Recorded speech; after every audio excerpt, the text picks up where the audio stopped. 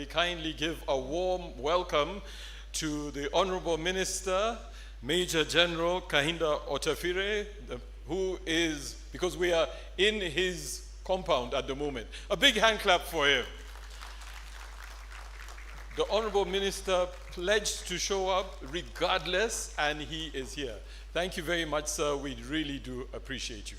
You are welcome. No crime.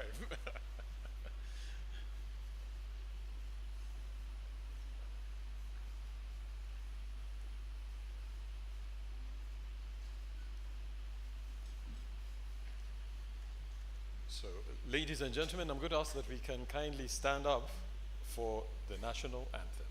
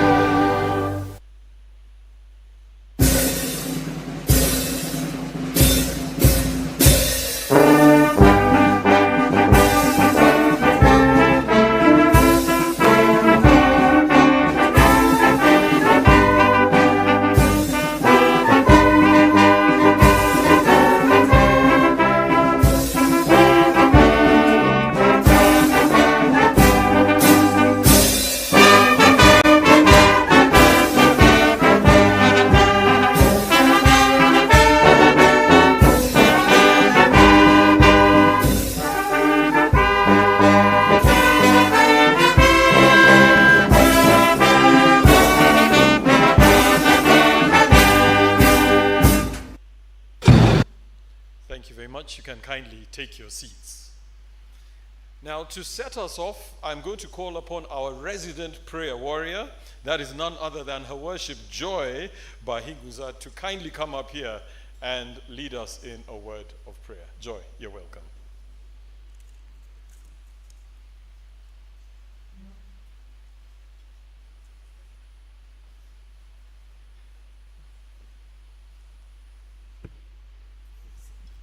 Can we humble ourselves in a word of prayer?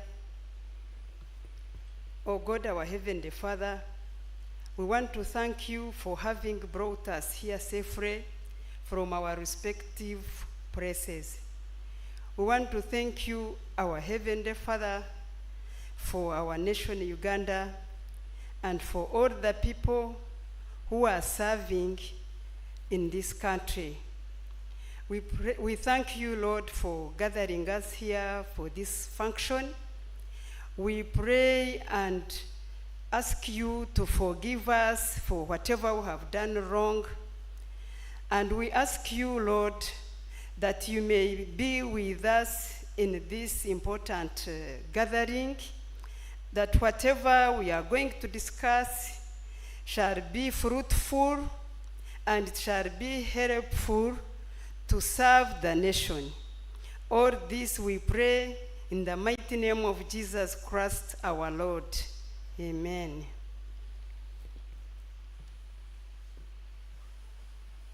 Thank you very much, Your Worship, for that. Let's give her a big hearty hand clap.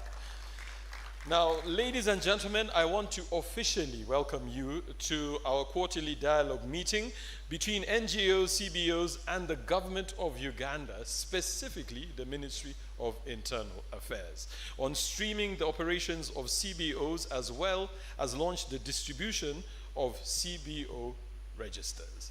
Now, to set the ball rolling and to put the entire gathering into context, I'm going to call upon none other than our very own PS, the Permanent Secretary for the Ministry of Internal Affairs, and that's Lieutenant General Joseph Musanyufu, to kindly come up and give us a couple of words. A big hand clap for him as he comes.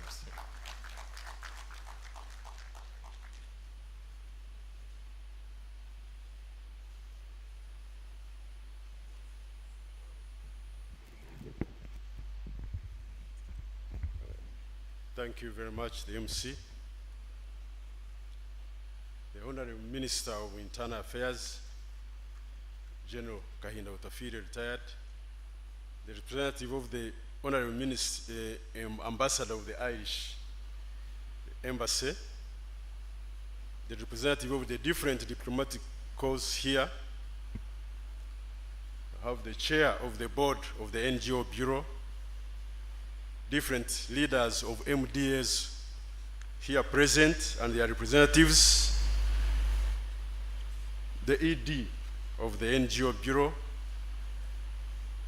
all participants, ladies and gentlemen, good morning. Good morning, ladies and gentlemen. I take this honor to welcome you to this fourth quarterly dialogue meeting for this financial year 2023-24, and appreciate you all for having honored our invitation to come and attend this last dialogue for this financial year. This particular dialogue is focusing on streamlining the operations of the community-based organizations in the country, Uganda. We want to enhance a sustainable relationship between the NGOs and the community-based organizations on one hand, and the government on the other hand, so that we provide a healthy and conducive operating environment in the country. Indeed, your presence underscores the importance of the collaboration and the engagement in addressing one of the most critical aspects surrounding the operations of these community-based organizations. As we know, the Ministry of Internal Affairs, through the NGO Bureau, in addition to having quarterly dialogue meetings at national level, also holds regional reflection meetings and community dialogues at sub-regions, at districts, and at some cases sub-county levels. And during these meetings and community dialogues, a number of issues are always identified, they are raised and addressed. And that is why today we decided to focus on community-based organizations, because this was a concern that came up in these meetings. Therefore, this dialogue is dedicated to community-based organizations due to these concerns. In part, we shall focus on this. And as you know, the NGO sector raises issues. In the past, we have had these dialogues, and these dialogues have been focused on listening to the NGOs raising issues to government and government responding to them.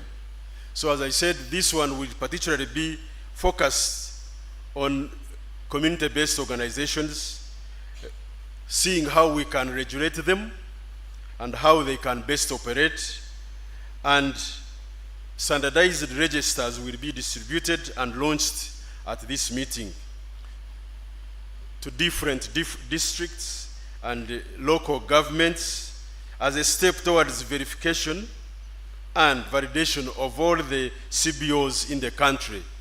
We think we should have an arrangement where all the CBOs in the country are also properly registered like the NGOs are. It's against this background that the ministry, in collaboration with other MDAs, through the NGO Bureau, has thought it prudent to dedicate this particular meeting to streamlining operations of community-based organizations in the country. The goal is to provide an opportunity for the MDAs, district authorities, NGOs, and the CBOs themselves and other stakeholders to dialogue in an open, transparent, and civil manner on issues of the CBOs that are of mutual interest to the CBOs themselves and the country at large, to create a lasting value for all Ugandans. It should also help us to come up with useful outcomes, useful solutions, and ideas in response to the concerns that will be raised. Streamlining the operations of CBOs is a fundamental requirement to achieving their objectives in a more effective, efficient, and sustainable manner, ultimately leading to a greater positive impact in our community. All participants present on this dialogue bring with you unique perspectives, unique expertise, and insights that we can all learn from. It is through this dialogue and cooperation among all of us stakeholders that we can develop vibrant and accountable CBOs responsive to the needs of our society and the communities that we all serve. Today's meeting provides us with an opportunity to engage in constructive dialogue, to share knowledge and experience, and to establish how best we can work closely with CBOs for the better good of the citizens of Uganda. Together, we can identify the challenges, discuss solutions, and pave a course forward that promotes economic growth, fosters prosperity for all.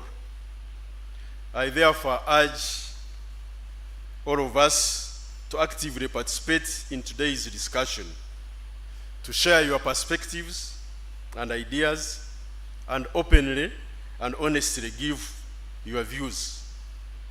Let us approach our deliberations with a spirit of collaboration, mutual respect, and commitment to finding a common ground for all of us. We have a shared goal of contributing to the development of the country, so let us remember the importance of transparency, accountability, and inclusivity in the formation and implementation of our work. Let us all remain mindful of the impact of our discussions on the lives and livelihoods of all the citizens, particularly the most vulnerable, whom all of us state that we are here to help. To the leaders, the district, the city Recording in progress. NGO monitoring committees, the sub-county NGO monitoring committees, I call upon us to remember to effectively execute our functions and implement monitoring and evaluation frameworks to assess the impact of the CBO activities to ensure that they are aligned with the national development goals. To the community-based organizations, it's important to enhance your capacity and compliance levels by fostering a collaborative environment where you can share best practices, learn from each other for the common good. To all of us stakeholders present, we need to have a willingness to have an open communication, mutual understanding, and respect for each other. Our work here as the Ministry of Internal Affairs is to create an environment where all stakeholders feel comfortable enough to speak, share ideas, and engage in a productive dialogue. It is also supposed to increase, as a ministry, we endeavor to increase the level of awareness by the different stakeholders of their roles and responsibilities. So I'm confident that by working together, we can build a sustainable working environment that serves the interests of all the members of society, promotes economic prosperity, and advances the collective well-being of our nation in a secure and regulated environment. I thank you for your participation, for your dedication and your commitment to this important dialogue. And I look forward to productive and fruitful discussions today and to the positive outcomes that will emerge from our collective efforts. So I urge all of us to feel free and discuss for the common good, but be realistic and objective. So as I conclude, I want to express our appreciation and gratitude to the organizers of this dialogue.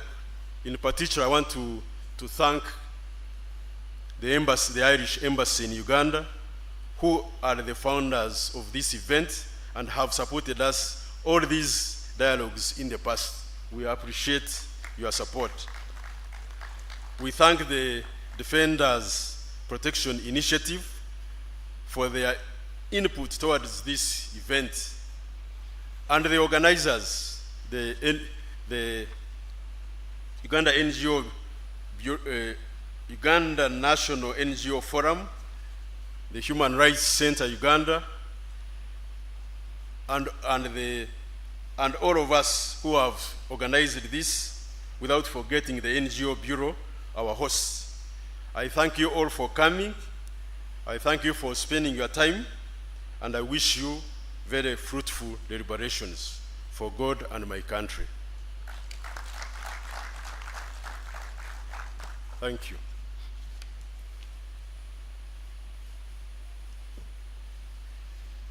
Ladies and gentlemen, a big hand clap for our dear Permanent Secretary. Now, we also do have other ministries, because this is a whole embodiment of the government, which is looking into the whole issue about CBOs and their regulation. And I want to then call upon the representative from the Ministry of Local Government, who's one of their commissioners, to come up here and give us some remarks on behalf of the Permanent Secretary. A big hand clap for him. You're welcome, sir.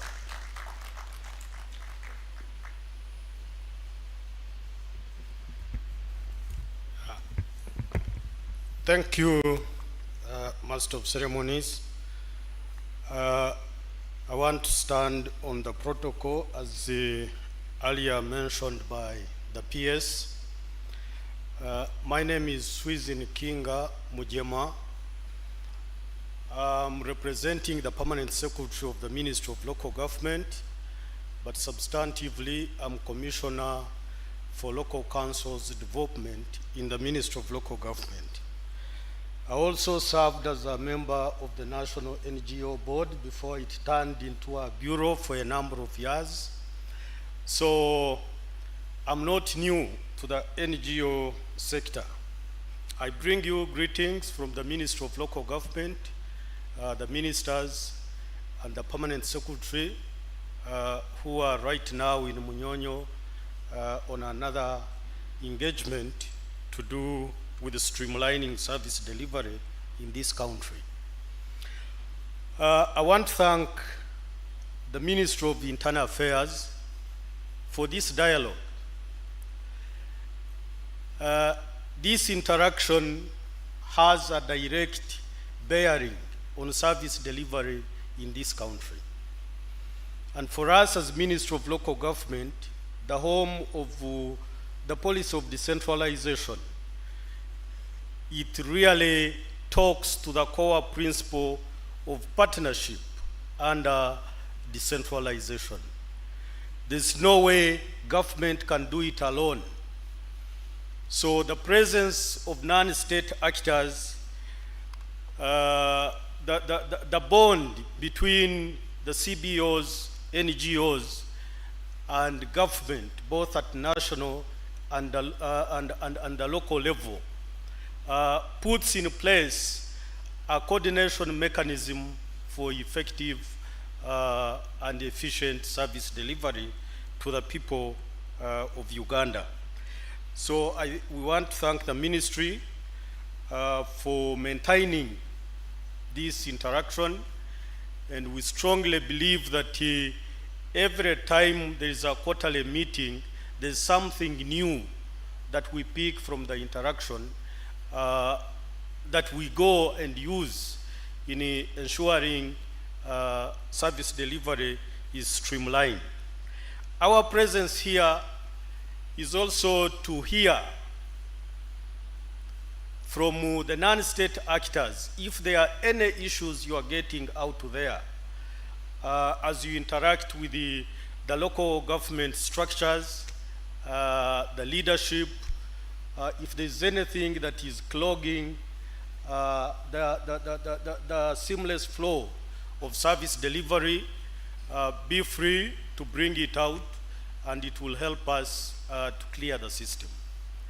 The relationship between CBOs and NGOs should not only come at the point when you need a recommendation for renewal of registration, or coming at the time of registering and expiry of the certificate.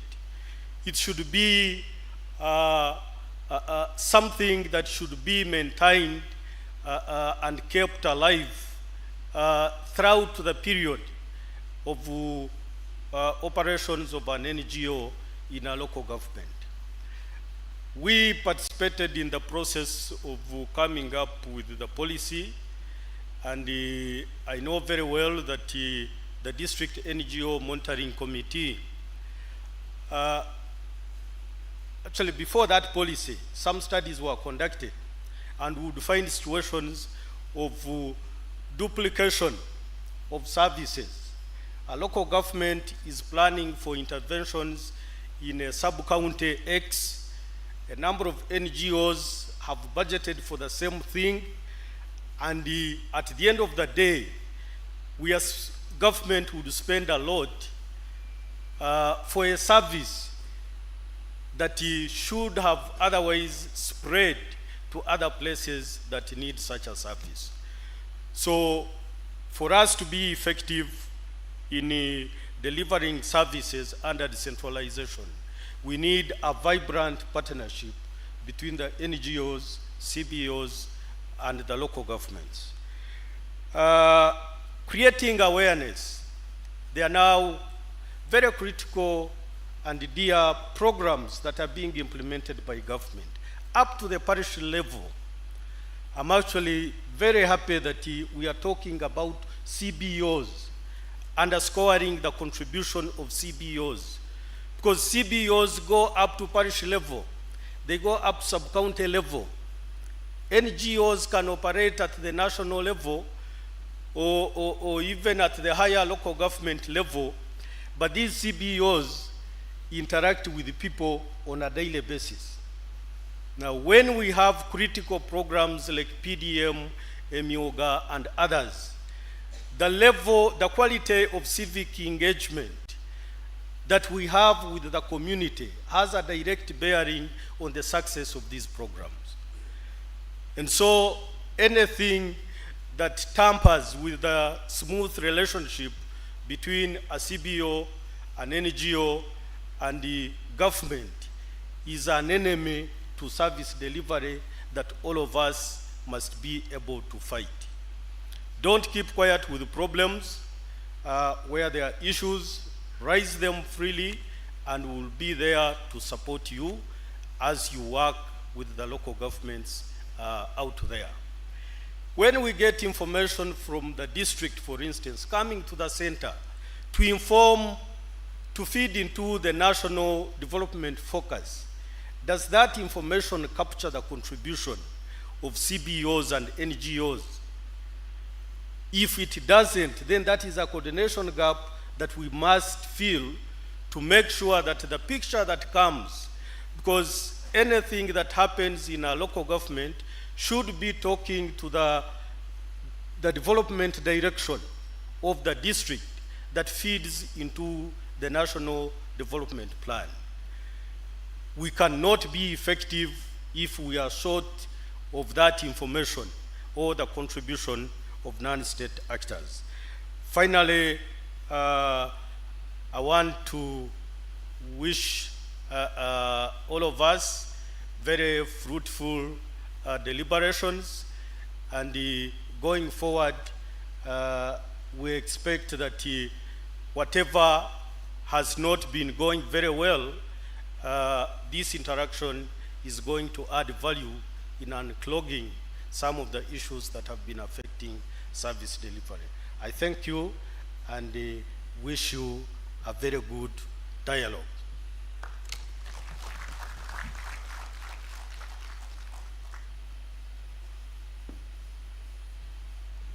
Thank you very much for those heartwarming remarks. Now I'm going to call upon the Permanent Secretary from the Ministry of Gender, Labor and Social Development representative to kindly come up and also share a few words. David, you're welcome.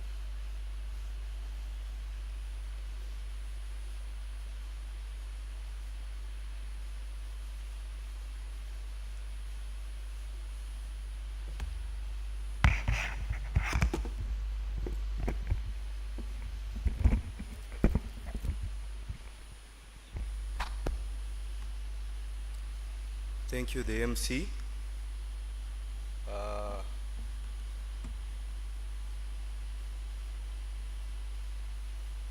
I beg for indulgence to stand on the protocol earlier mentioned by the speakers. Good morning, ladies and gentlemen. I am called David Mugisha. I work with the Ministry of Gender, Labor and Social Development as a Principal Community Development Officer. I have been in this area of NGO programming for about 20 years now. I bring greetings to you from the Ministry Permanent Secretary, Mr. Adrian David Chibenje, and I'm just going to read his remarks the way they are. So, ladies and gentlemen,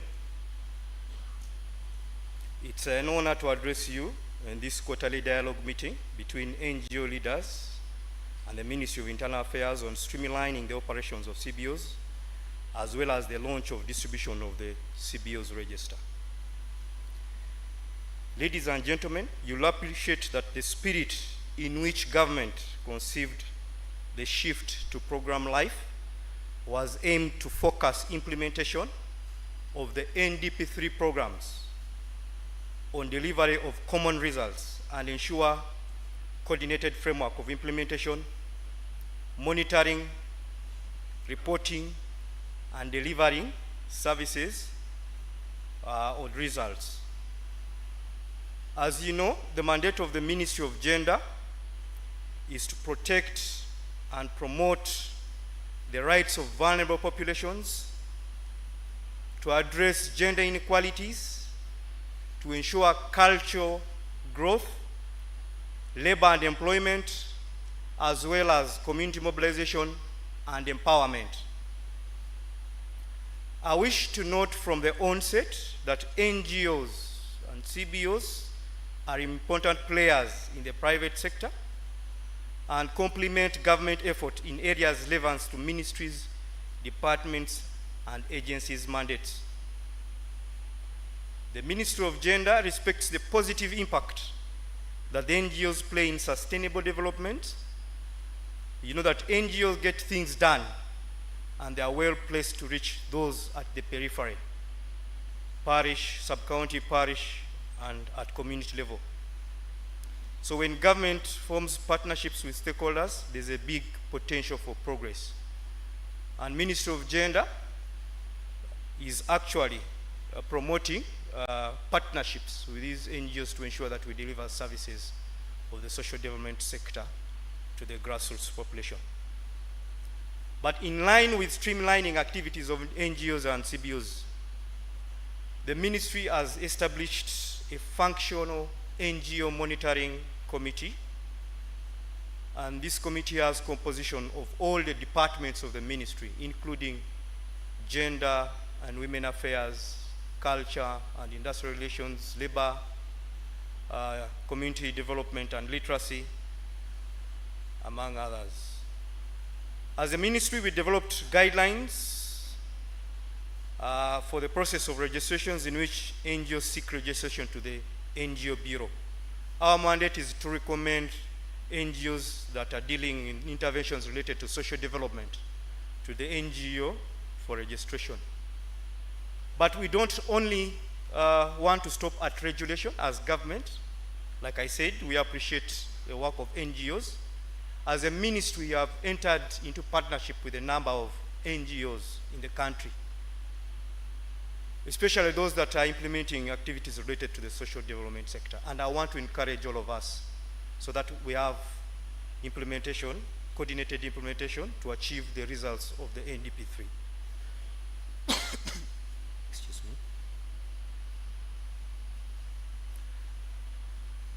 So, but besides that, the ministry has co-opted NGOs on the program working group of the NDP 3. The ministry leads program 12 of the community mobilization and mindset change. So the institutional framework provides for that coordination. So we have, as a ministry, co-opted, as a good practice, co-opted a number of NGOs that we are working in so that we can be able to report and achieve the results, common results of the NDP3 to avoid the duplication that my colleague from the local government was talking about.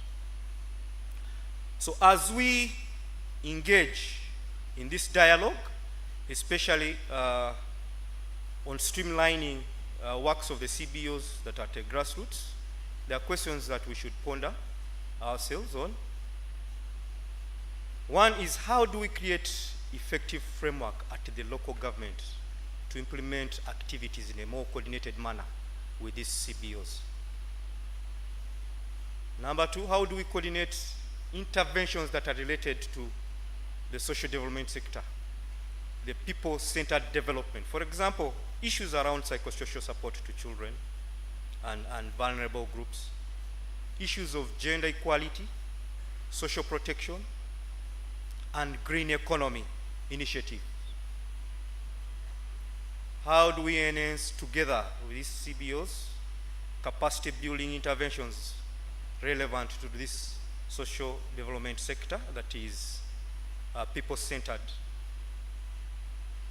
So as we undertake this coordination and implementation of CBOs, it's therefore our expectation going forward that we build capacities of local governments to integrate services involving the NGOs and CBOs.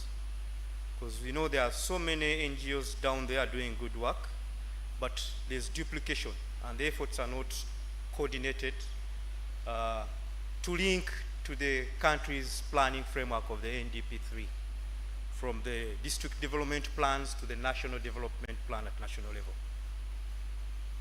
We need to work as a team to effectively coordinate the implementation of interventions set out, but also to encourage us to create a structured way of monitoring and reporting our performance, both state and non-state actors within the National Development Plan framework. Once again, I thank you and wish you fruit deliberations.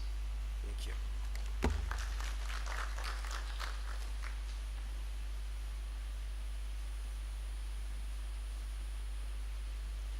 Thank you very much for that. And now I'm going to call upon our long-term partner, which is the Embassy of the Republic of Ireland. I'm going to call upon their representative to come on board. You're not a stranger, sir. You're always here with us, and we do appreciate it. A big hand clap for him as he comes through.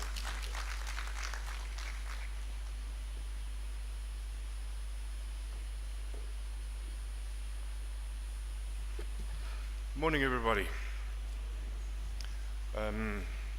Honorable Minister of Internal Affairs, the PS is present, Chair of and board members of the NGO Bureau, Executive Director, Human Rights Uganda, Executive Director, Uganda National NGO Forum, ladies and gentlemen, and especially the community-based organizations that are represented here today. I'm very pleased to be here on behalf of our Ambassador Kevin Colgan. He sends his regards and his regrets that he couldn't make it. And in summary, we agree with what the previous speakers have said. And also, it's really impressive, the attendance that we have here today. I came here about half an hour ago, but it's fantastic representation. So well done, everybody. I'd just like to register our gratitude for being invited by yourself, the Minister of Internal Affairs. We really appreciate you inviting us here to say a few words of encouragement rather than messages. I'd like also to thank the Human Rights Center Uganda and the NGO Bureau and the National NGO Forum for their continued collaboration in organizing these periodic dialogues. Our view is that whilst some think that we should all be one warm, happy family and we love each other, our view is that there should be a healthy tension between government, NGOs, and CBOs. There should be collaboration, but it should never get too comfortable. So that's why we finance these dialogues, because we recognize that it's difficult. And we recognize also that the only way that you can have that healthy tension become effective is through dialogue. So that's the sort of concept behind why we think these things are important. And today's dialogue is super welcome, because we're concentrating on community-based organizations. And the mistakes in the past, I guess, or the mistakes that we always make, is that we say non-government organizations, and we're talking about, we're lumping community-based organizations into that category, and that's not good enough. And I think that's what we're saying today. So well done. It's devoted to exploring ways of streamlining the operations of community-based organizations in the country. We think it's a bit more than streamlining.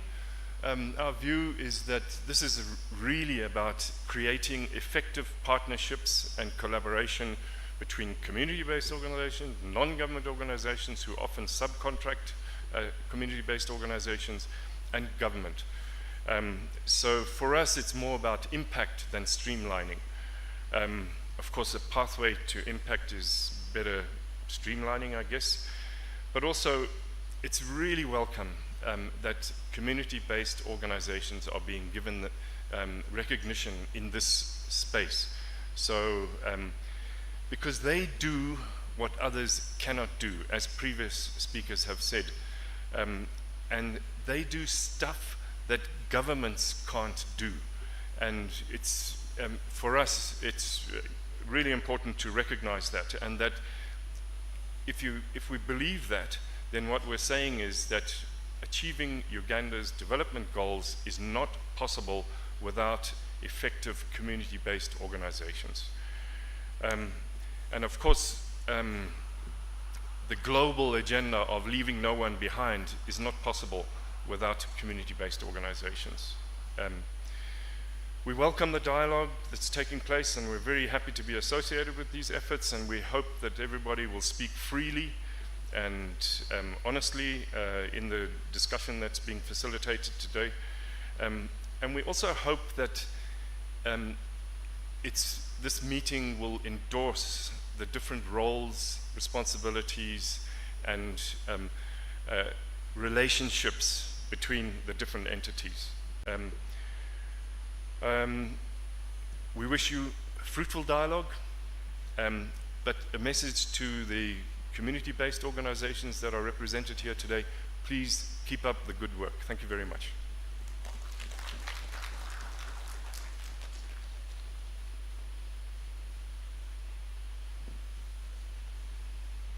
So we've reached that point where it's time for us to hear from our hosts. So I'm going to call upon the Permanent Secretary of the Ministry of Internal Affairs to kindly come up, sir, and invite the Minister to give us his remarks.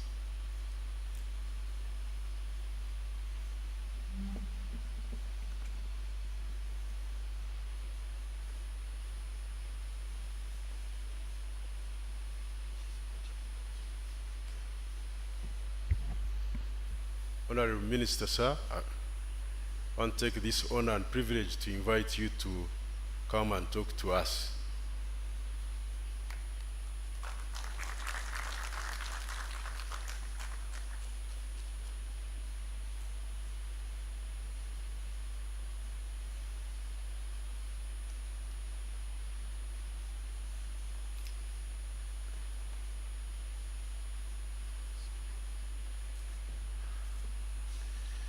Mr. Permanent Secretary, Your Excellency the Ambassador of Ireland,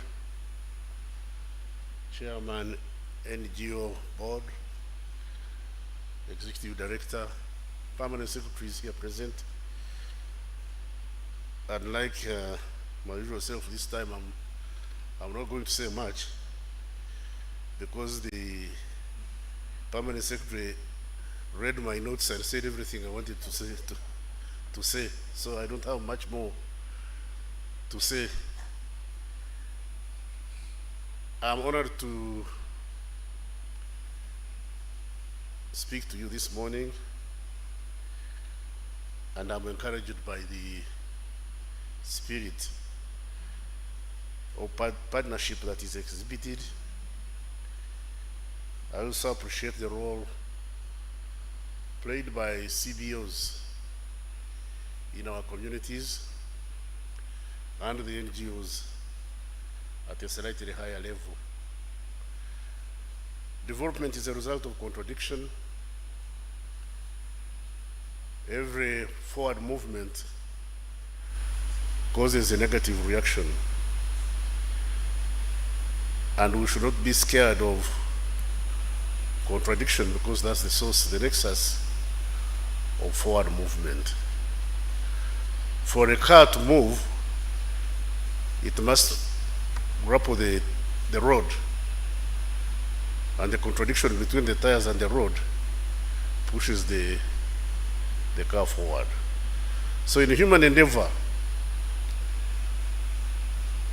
we shouldn't be worried about opportunities or occasions where we disagree.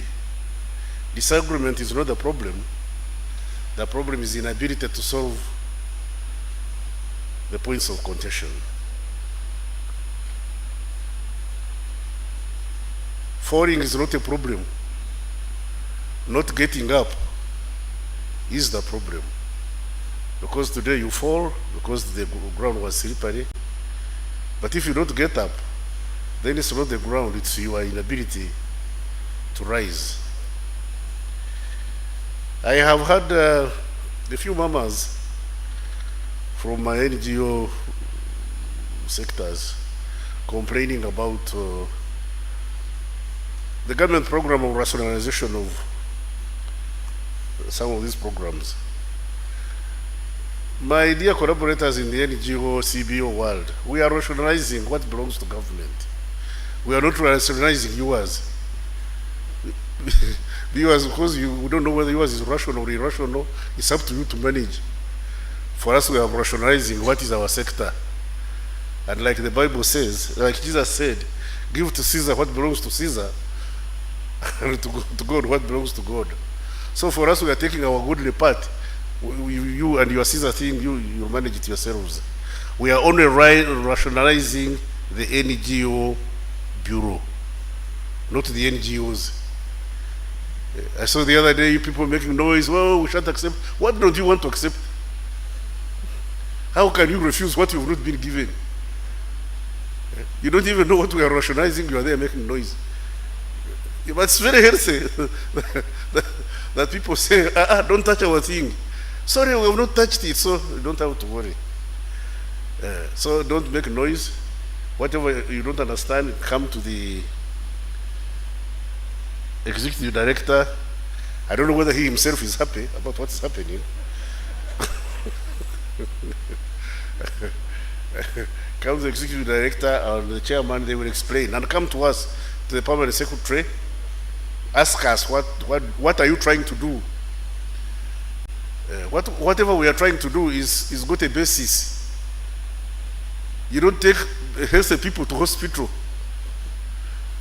The fact that we have decided to rationalize means there is something that is not going correct.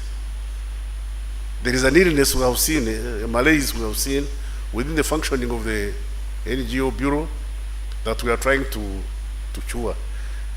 You can't get Kahinda here who is okay and talking, and you say, go to hospital. What am I suffering from?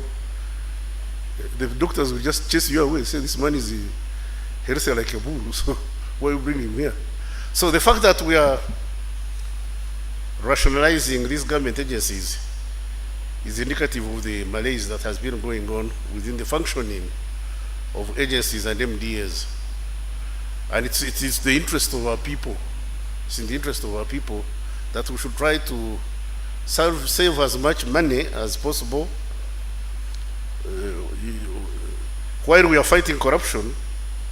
It's also rational that we should also fight wastage, unnecessary expenditure, wastage and unnecessary expenditure on one hand, and corruption on the other hand, so that we can save resources and deploy them for the development and welfare of our people. Ladies and gentlemen, and countrymen, and well-wishers, it's a shame that you find African people drowning in the Mediterranean, going away to resource-exhausted Europe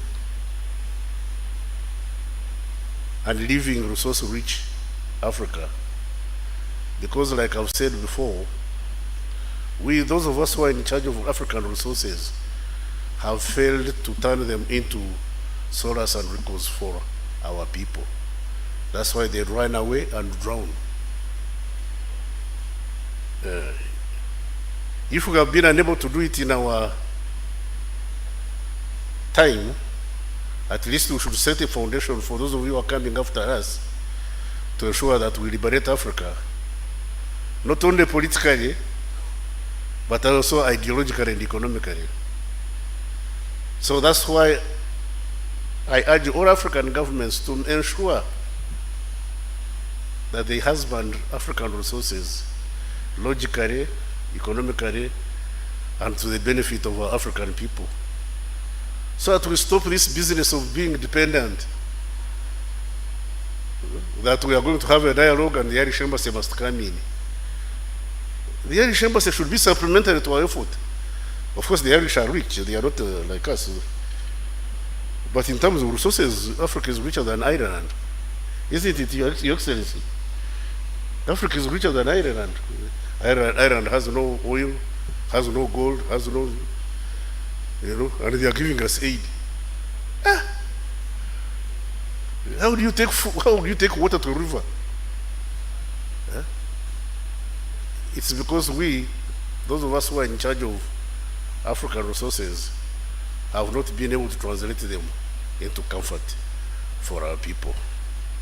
I thank the CBOs and the NGOs for supplementing government efforts, but while you supplement our efforts, also tell us to wake up. You should also tell your governments, those who are in charge of managing the affairs of the state, to wake up and turn our resources into solace and comfort for our people. I thank you, ladies and gentlemen, and I wish you good dialogue.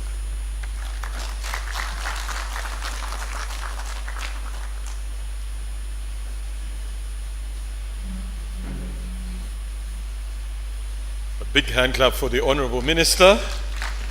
Always a straight shooter, doesn't mince his words. We appreciate it. Now, as we get into the session that is going to be chaired by the Honorable Minister, I'm going to call upon Mr. Okello, because it's time for him to set context and present the issues paper on CBOs. And as the Executive Director, I'm going to ask him to engage us. Okay. Just present. Yes, Honorable Minister, all protocol observed. Just to add to what the Permanent Secretary indicated, that in addition to these quarterly dialogue meetings, we always hold what we call regional reflection meetings and community dialogues. It is in these engagements that we go up to the district levels, up to the sub-county levels, and we pick issues that are key, that have a huge bearing on what we discuss at the dialogue level. Honorable Minister, one of the most trending issues we have picked each time we are out there is on the issue of community-based organizations. I'm very glad that today in the audience here, Honorable Minister, we have a number of chief administrative officers and town clerks who are the lead actors at the district level when it comes to issues of the CBOs. So it's important that as we have this conversation today, they are all present in this room and they are key to have here. According to the CBO database at the NGO Bureau, we are currently having 3,226 CBOs in this country. And that is collected at the end of every financial year. Districts are supposed to avail us that information. They give us copies of the inventory of all NGOs operating there, but also give us the copies of registers of CBOs that are operating at that level. Everyone who has spoken here today has clearly appreciated the contribution of CBOs, much as focus is always on the NGOs. Honorable Minister, it's the district and the sub-county NGO monitoring committees that mainly oversee the operations of CBOs at the grassroots levels. There is a very comprehensive regulatory framework that guides the operations of CBOs in this country, and it gives them legal obligations. Today, we are trying to look at some of the obligations and how they are complying to them. Every CBO in this country, Honorable Minister, is supposed to register with the District NGO Monitoring Committee, but they can only do so when they have been recommended by the Sub-County NGO Monitoring Committee. In addition to the districts, we also have the cities that register these CBOs that are operating within their cities. Just like NGOs, no CBO is supposed to operate in this country if it does not have a valid permit. The same way NGOs are required to renew their permit 6 months before expiry, the same applies to the CBOs, and there are penalties for those who fail to renew within the stated time. But in addition to those obligations, there are a number of things that are expected from CBOs in this country. Honorable Minister, let me just outline a few functions that are expected from the Sub-County NGO Monitoring Committee. The first one is that they are supposed to recommend any CBO to the District NGO Monitoring Committee before these CBOs can be registered. But also they are supposed to ensure that they are monitoring the operations of the CBOs. Honorable Ministers, CBOs are required to operate only at sub-county level. An NGO can operate at district level, move to so many districts, and even countrywide, but CBOs are restricted to operate only at sub-county level. And that is something which all of us are supposed to take note of, that as they operate, that's where they're supposed to restrict the operations. When you come to the district NGO monitoring committees, you find that every DNMC is supposed to keep a copy of an updated register of the CBOs operating there, and also ensure that they are advising the district council on the operations of these CBOs wherever they are operating. Honorable Minister, let me go straight to the issues that we have picked when it comes to the operations of CBOs in this country. The first one is that we have realized from our engagements that there is no harmonized register for CBOs operating out there. And this means that much as the NGO Regulations 2017 provides a template of what kind of register they're supposed to have and requires them to have, if you go to every district around this country, every district has designed its own register. And that's why one of the events today, Honorable Minister, is to launch a standardized register for all the CBOs in this country. At times when we collect this information at the end of every financial year, you'll find a district has got only 2 or 3 fields in their register, others have up to 5, and others don't even have the register in place. and that creates a lot of questions of how they are being registered.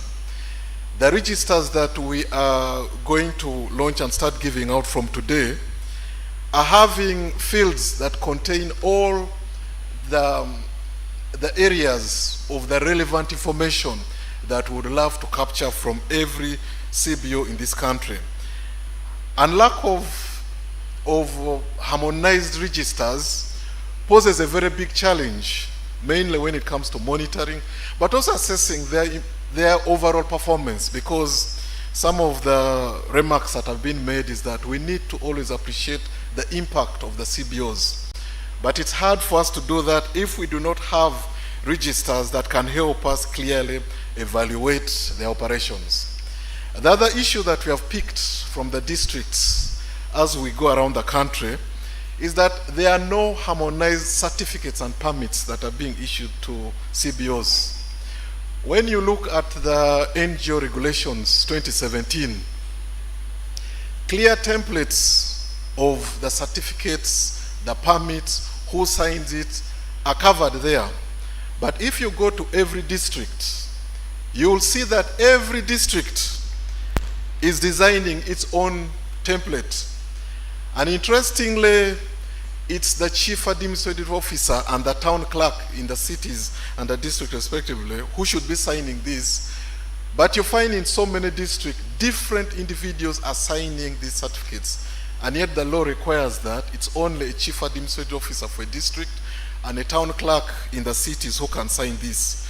So that is a concern that we have picked, that there is no uniform certificates and permits that the districts are using. Another key area that we picked, Honorable Minister, is that there's a very big challenge with issues to do with the same or similar names between CBOs and NGOs. Honorable Ministers, NGOs are required to incorporate, and before they can incorporate, they must reserve their names at your URSB. Unfortunately, CBOs are not required to incorporate. That means that they do not reserve their names. We have had so many instances we have investigated whereby a CBO has a name clashing with that of an NGO, and at times they are also in the same area of operation, and you cannot draw a line between what the CBO is doing and what the NGO is doing. Those are already posing questions whether at some point we need to ensure that all CBOs are either incorporating or reserving their names, because if they do not do that, then they are causing a whole clash with the NGOs that are all required to reserve their names. Honorable Minister, another thing we have picked amongst the issues out there is that there are disparities in the fees that CBOs are paying out there. The NGO fees regulations of 2017 clearly outlines how much CBOs should pay. But if you go to the different districts and cities, you'll find that different fees are being charged at different levels. And that is causing a lot of concerns from the CBOs out there. And it's important that since the cows are here and so many stakeholders, that these issues are clearly discussed and also unpacked. The other issue that is also key that has come out from our engagements out there is that there's confusion and uncertainty when it comes to drawing lines between what the district and cities should be doing and what municipalities and divisions should be doing. According to the law, CBOs are supposed to only register at the district and city level. But around the country, we are seeing instances where divisions and so many municipalities are compelling CBOs to register with them in addition to the registration that they already have at the district level. And that is a concern that so many CBOs are complaining about, that they register at the district or city level, but when they go back to their divisions, wherever they are further compelled to also register. Another issue that is very key and core, Honorable Minister, is that operations of the CBOs are led by the district and the sub-county NGO monitoring committees. In 2010, Cabinet passed the NGO policy 2010 and introduced district and sub-county NGO monitoring committees. In 2016, when the NGO Act came into force, it also reinforced that position by further introducing the district and sub-county NGO monitoring committees. But Honorable Minister, from 2010 to date, you can count the number of years, from 2016 to date, you'll find that there are so many districts that do not even have operational district NGO monitoring committees. And that raises the question of who is registering these CBOs if these district NGO monitoring committees are not there in those districts. But also, to make the matters worse, before the district NGO monitoring committee registers a CBO, they are supposed to be recommended by the sub-county NGO monitoring committee. Unfortunately, Honorable Minister, if you moved around the country, so many sub-county NGO monitoring committees are not operational. And that brings a whole huge question. Who is registering these CBOs to be registered if these SNMCs are not in operation? But also, in addition to that, for the districts where the district NGO monitoring committees are not there, or the cities have not put them in place, who is registering the CBOs? Honorable Minister, if that question is not answered and very clear direction given, it's giving a lot of room to individuals in districts to take up the roles of these committees, and they end up registering these organizations. And at times when you want to follow up the operation of these organizations, you'll find that there are even no records. There is no clear procedure that was followed. And at the end of the day, it leaves a lot to be desired in how the processes are being handled at those levels. But also, in addition to that, CBOs are supposed to submit annual returns at the end of every year. And these are supposed to be submitted to the sub-county NGO monitoring committee. Honorable Minister, without operational sub-county NGO monitoring committees, it poses a challenge. Who are these CBOs submitting their returns to? All of us have been raising one issue, that we need to appreciate their contribution, the impact. But if at all there is no clear committee in place that is receiving these returns, then who is receiving them? And that is posing a very huge question and challenge at the end of the day.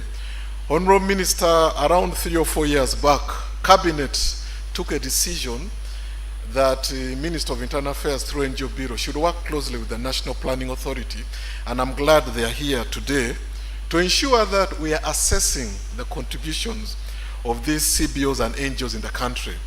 Unfortunately, with such non-operational district and sub-county NGO monitoring committees, tracking of these contributions become hard, because if the DNMCs are not there and the SNMCs are not there, then that poses a challenge. But also, it does not only stop at that level. It means that if the DNMCs and SNMCs are not there, and then no one is actually monitoring the operations of CBOs.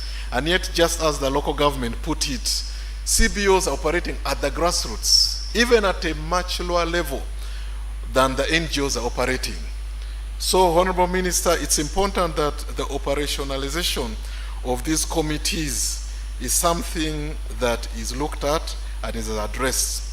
But also, we have picked other issues that are coming up regarding CBO operations, that much as CBOs are supposed to operate at only sub-county level, we have so many examples where a CBO has moved from a sub-county to county level, to district level, and even more districts, meaning that they go beyond the jurisdictions that they are supposed to operate within. And that is a challenge which today I'm sure we shall hear from so many stakeholders who are on the ground and can confirm that CBOs are going way beyond the jurisdiction that they're supposed to operate at. But also, we are seeing situations where organizations that are fit to operate as NGOs, to register with the NGO Bureau, are deciding to operate as CBOs. there are CBOs in this country that even have much higher budgets than NGOs. And I can tell you that if a CBO has reached such a level and it has enough resources and has the capacity, then there's no reason why you are supposed to remain as a CBO. So, Honorable Minister, that is an area whereby we need to critically pay attention to that organizations that should be operating as NGOs are actually remaining at a level whereby one is that the DNMCs, the SMCs are not monitoring them. The NGO Bureau assumes that is being done at that level, and yet that is posing a challenge. But also, Honorable Minister, I had already posed a big question that CBOs are not incorporated in this country. And I hope that some of the reactions we shall get during the plenary is to answer that a big question, whether it is high time we need to start incorporating CBOs in this country. Some of the reasons that are coming up already, Honorable Minister, is that CBOs are transacting in their own capacity. They receive funds, sign partnership agreements like any other corporate body does. CBOs are acquiring property, they're acquiring land like any other legal entity is doing. And the question is, how are they doing that if they are not a body corporate? So, Honorable Minister, it's high time that this conversation starts, and I think starting it in this room is something that is key. Honorable Minister, through your office and the Permanent Secretary, Minister of Internal Affairs is already reviewing the NGO policy and the Act, and the process was only halted because of the ongoing rationalization process that you touched on. This is one of the key areas that we need to focus on, whether CBOs should also be incorporated. But another issue that we have also picked, and I'm glad that we have the director, DCIC, in the room today. CBOs are supposed to be wholly run and controlled by Ugandans only. But Honorable Minister, from the engagements we have had in the districts countrywide and the cities countrywide, we are noting that there are so many foreigners who are working in CBOs. And yet foreigners are not supposed to be working in CBOs. A foreigner can only work at NGO level and upwards, but not within a CBO. We have had a lot of engagements with DCIC where foreigners come to look for recommendations because they want to go and work in a CBO. But what is happening out there, Honorable Minister, is that there are so many foreigners who are not only working, but also registering CBOs. And yet from the laws of this country, a foreigner cannot register a CBO, and a foreigner can also not work in a CBO. So I think those are areas that are of concern that we picked out there. But also what we are picking out there at the district is that there's a level that is lower than the CBOs, and those are the self-help groups. The difference between a self-help group and a CBO is that self-help groups are more informal than a CBO. CBOs at least have a constitution, and you can see so many things that makes them formal. They can register, but we are seeing that so many organizations that qualify to be CBOs are actually continuing to operate as self-help groups. But also we are seeing organizations that qualify to be self-help groups are being registered as CBOs at the district level. Another thing that we have picked from the district's Honorable Minister is that a number of CBOs are facing serious capacity challenges, meaning that there are so many things they cannot do because of their limited capacity. And it's good, I heard from my colleagues from Minister of Gender and the others that it's high time to start paying attention to that. Honorable Minister, as we move towards opening the plenary, there are a number of recommendations we picked as we moved around the country. And one key recommendation that is coming out when it comes to CB operations, there's a huge cry that it is high time operations of all CBOs in this country are verified and validated to clearly have them streamlined. Honorable Minister, you are aware that in 2019, the Minister of Internal Affairs verified and validated all NGOs in this country. before we started the exercise, the register of NGOs at the NGO Bureau was showing that there were 14,207 NGOs operating in this country. But when we first conducted the internal exercise of looking through every file and ensuring that they have whether they have a valid permit or not, we established that only 3,811 NGOs had valid permits. After that, we went on to conduct an exercise whereby we introduced an online exercise and asked every NGO to declare whether they're out there.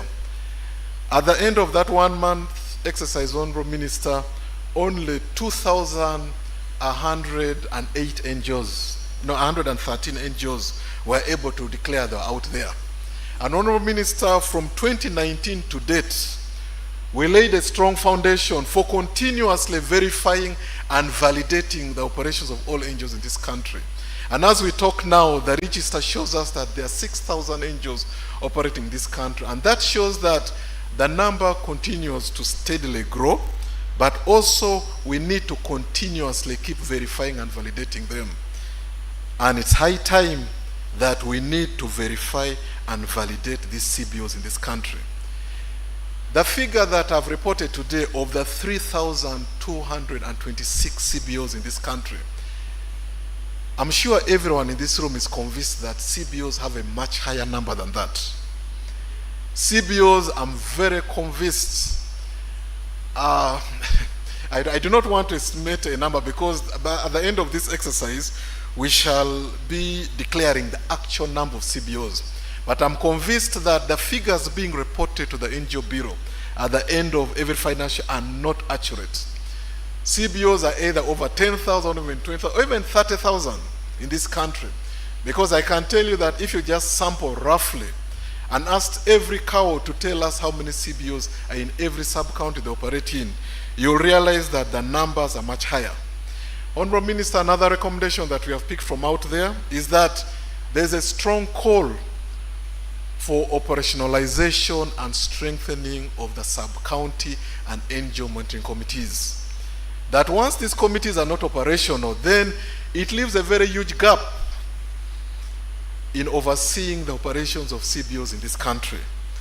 The other one is that there is need for continuous sensitization of both the DNMCs, the SNMCs, the local government authorities, and even the CBOs themselves.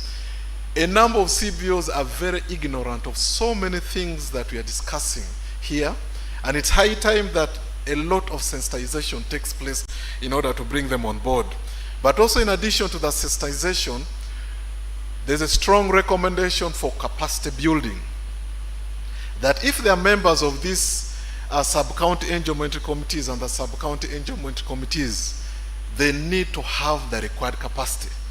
They need to appreciate the regulatory framework that governs these CBOs, because even if you sensitize them and you do not build their capacity, then that still remains a very huge challenge. But also there's a call for enhanced coordination and collaboration between stakeholders. Just as we have gathered here today, Honorable Minister, it's important that the level of collaboration and coordination does not stop in this room. All the actors in this room, Honorable Minister, are very key stakeholders. You cannot only look at the NGO Bureau to keep pushing for this issue, but we need everyone on board, and that's why you see Minister of Local Government, Minister of Gender is here, and all the other stakeholders are present in this room.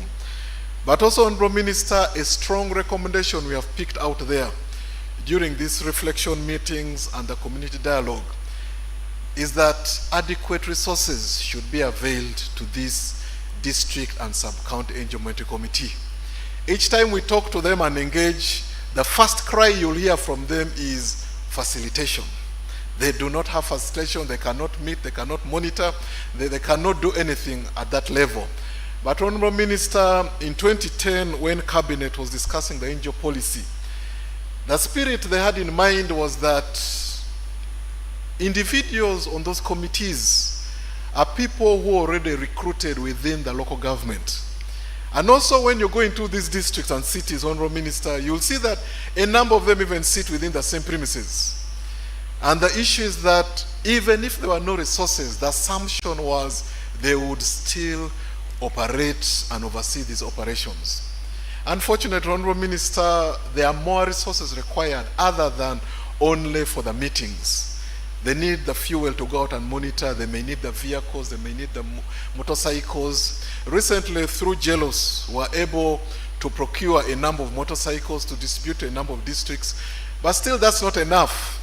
Because if you can distribute motorcycles, but they do not have the fuel to take them to monitor those activities, then they will still park those motorcycles. So, Honorable Minister, there is need for the country as a whole to pay attention to the resources that should be availed. To wrap up what I'm actually presenting today, Honorable Minister, in addition to launching a register for all the CBOs in this country, we have designed a roadmap for the verification and validation exercise, which after this engagement, the Permanent Secretary and Minister of Internal Affairs will be able to communicate and also bring on board his counterparts in Minister of Local Government and Minister of Gender, so that this roadmap to verify and validate all CBOs in this country is followed. The roadmap starts today, Honorable Minister, with first of all ensuring that registers are distributed between today and the end of the month. And Honorable Minister, a number of cows are already here, are already set to pick up those registers. We're also going to share soft copies with them so that they need to start capturing all the details of CBOs wherever they're operating. So between today, 20th of June, to the end of the month, we are supposed to ensure that all these registers are distributed.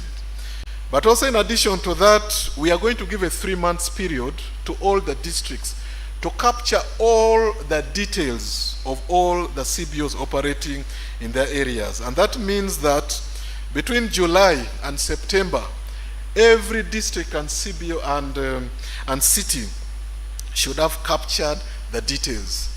And Honorable Minister, we expect that from October, we need to receive submissions of these copies of these registers so that by November, this country can know exactly the number of CBOs in this country and what exactly they are doing and where exactly they are operating.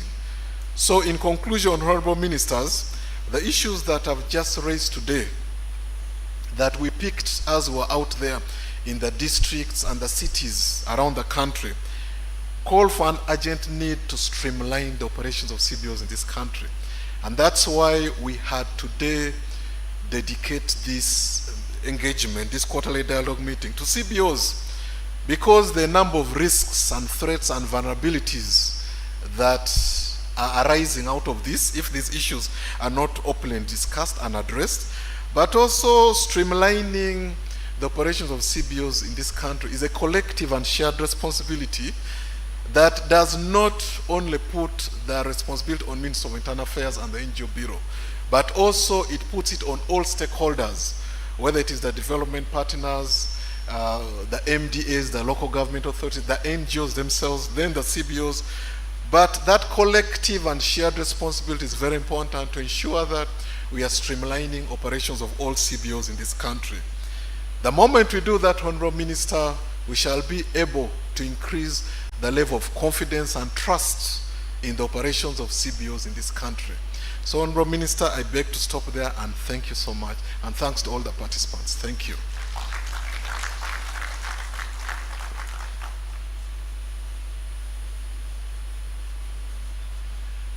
Thank you very much, Mr. Okello. A big hand clap for him for articulating our issues. Now, we are going to open into a plenary discussion, which will be chaired by the Honorable Minister. But just before we do, I'm going to call upon the Deputy Executive Director of the National Planning Authority, because the NPA also does have interests in what is going on here, to just give us a quick word as we get ready for the plenary discussion. You're welcome, sir. And he gets energized by claps. Let's clap for him as he comes out.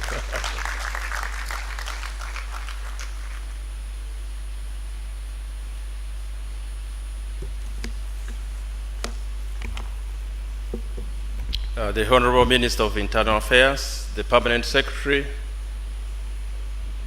Your Excellency, the representative of the Irish ambassador,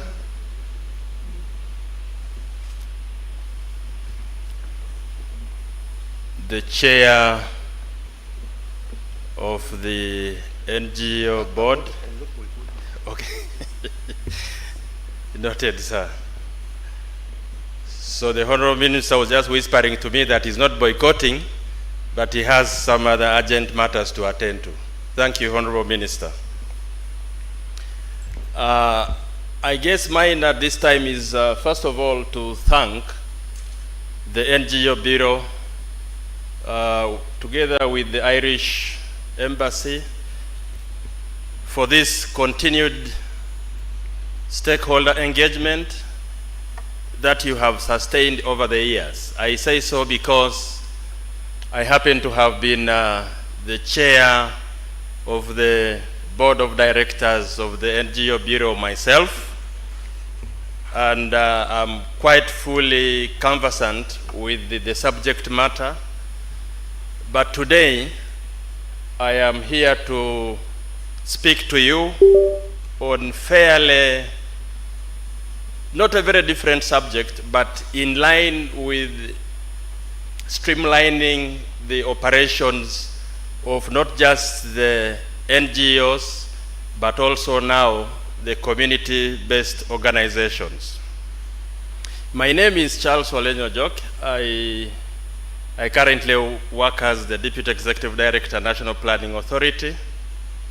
And so I am here, therefore, to speak to issues that will have to do with planning. I want to thank my colleagues who spoke earlier, the Commissioner from the Ministry of Local Government, the representative of the PS, Ministry of Gender,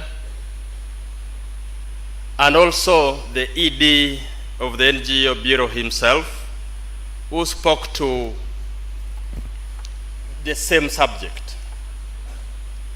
I wish to underscore the point that the CBOs and the NGOs are part and parcel of the stakeholders that are very critical in the delivery of the implementation of the national development plans that we do have. Currently, we are engaged in implementing the National Development Plan 3. Very many of you are very familiar with it, and I want to thank the previous speakers because they all touched on the question of how, even at the CBO level, we should be making a contribution towards implementing our national development goals.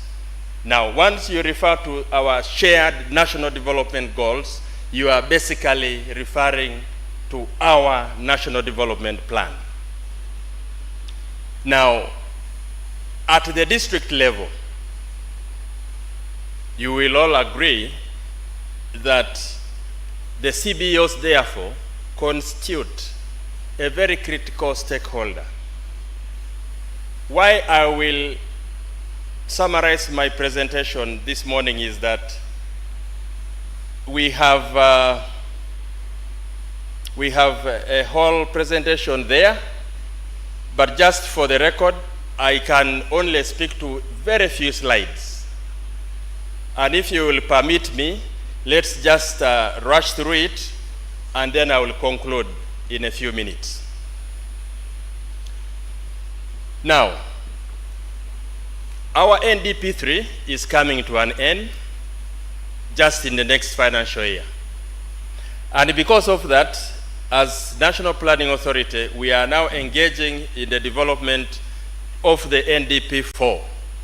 And our goal that we have already agreed with all the stakeholders in the NDP4 is to achieve higher household incomes and employment for sustainable social economic transformation. The theme is all around industrialization. We can move faster. Now, There is something that I would like to introduce you to. This is called the strategic direction of the country.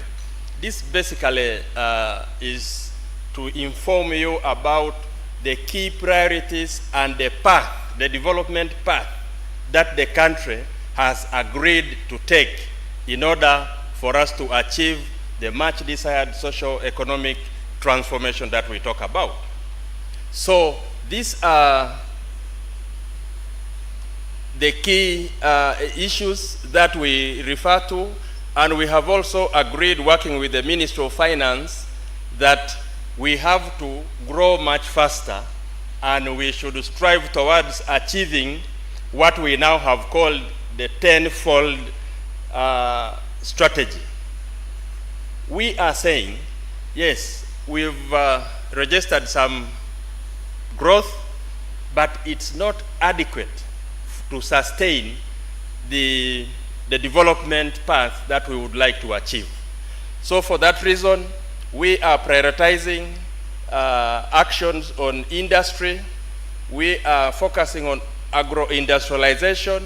We are focusing on mineral development, digitalization, among others. The key objectives in the NDP4 include sustainable increase in production, productivity, and value addition. And two, we hope to enhance the human capital development along the entire life cycle. And three, we will support the private sector to drive growth and create jobs. And four, build and maintain strategic direction, strategic sustainable infrastructure in transport, housing, energy, and others. And lastly, we hope to, in the NDP4, to strengthen good governance, security, and the role of the state in development. Now, we have a roadmap, which, since I am going to leave this with the executive director, this will be shared with you. It details the path that we are taking, the milestones, but allow me to just mention that now we are currently engaging in the formulation of the plan implementation action plans, what you would call the PIAPs. And I'm happy the cows are here. Now, the participation of the CBOs in this process of formulating the PIAPs, if you remember, about 2-3 weeks ago, we held a national planning conference where we issued a national planning called circular. Now, in that circular, we give all the details of how, both at the MDA level and at the local government level, how we are going to engage to formulate the plan implementation action plans.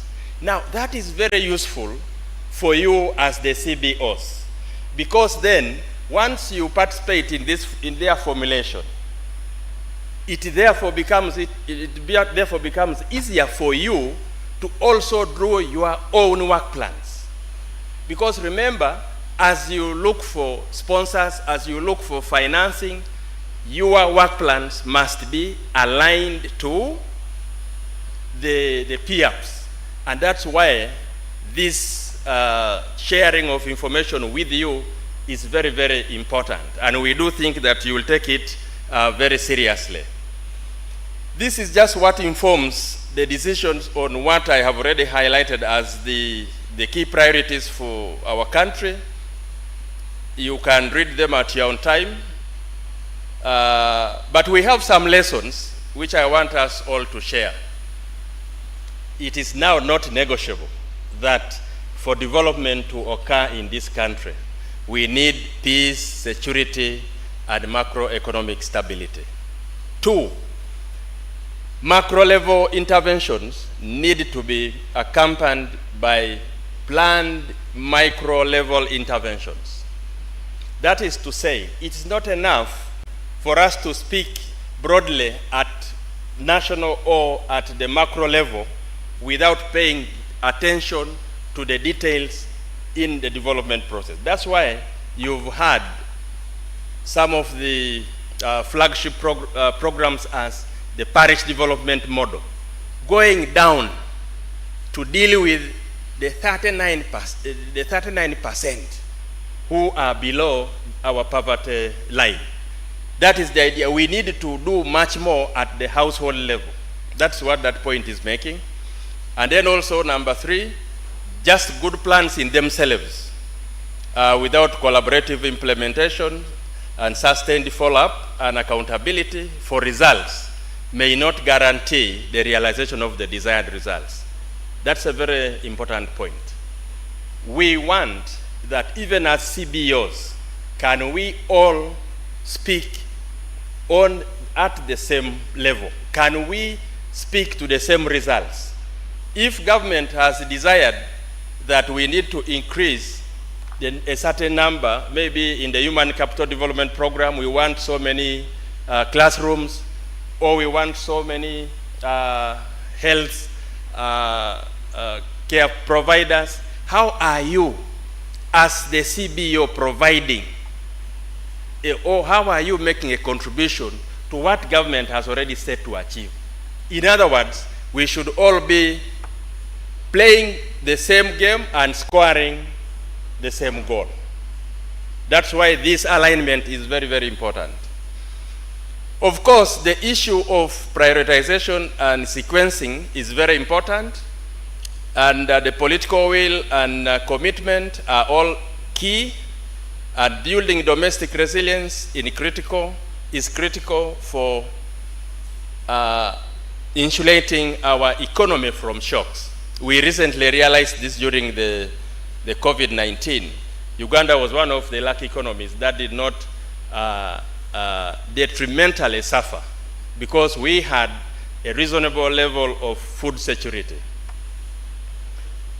Availability of financing alone without the readiness for implementation is not sufficient in the delivery of the development plans. So again, it comes to what you are also saying. It's not enough to just look for money as CBOs or as NGOs if you do not have the requisite plans upon which those resources will be deployed. Another important point is that the program approach is still the most feasible approach to delivering our development path. What are we saying? A number of speakers previously spoke to the point that we need to avoid duplication. We need to avoid wastage. This is what the approach, as we are now using in the NDP3, is emphasizing, and it's being sustained going into NDP4. Let us plan together so that we do not duplicate. I think this point came out very well from the previous speakers as well. I just want now to jump all the rest and yes, go on. Yes, of course, continue. Now, why are you important? You are important because you provide some critical resources that fill the gaps. Where the public investments are not adequate, you as the NGOs and the CBOs come in to provide the requisite financial resources. Equally, at the NGO level, we thank you for the technical assistance that can be built around your programs, and we also know that you participate quite adequately in building the capacities. For example, in local governments, there are many of you as NGOs and CBOs who are working very much in hand with the district local government authorities, and this supports the delivery of government services. And most importantly also, you, through your operations, you facilitate knowledge exchange and transfer, and we wish to thank you for that. Let's move on as we conclude. That's just our development planning framework. You will read it. Now, I want to conclude by calling upon you all to work closely with the programs. We have issued out a circular where we have given the details of how the different program working groups are now meeting to formulate the PAPs. Your participation in these processes is going to be very beneficial to you. You will know later how you will plan and how you plug in. So, and of course, as I said, this will go a long way to helping you to have very useful and well-costed work plans and budgets. So the Executive Director of the NGO Bureau, it is my pleasure, therefore, to thank you for according NPA this small time to communicate this message. But going forward, as you did refer to, Cabinet tasked us to work together. And this is already the beginning, because once we get to operationalize and streamline your operations, it will become easier for us to map out the NGO contribution to the implementation of the plan. Currently, it's not very easy, at the national level, it's not very easy for us to determine what your contribution is. But going forward, through these processes of streamlining your operations, the country shall be in a position to precisely determine the contribution of both the NGOs and the CBOs. I thank you very much.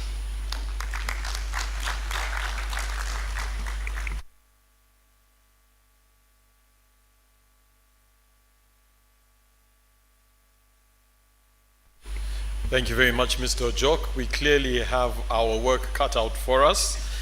Now, it's at this point when we will open up the discussion.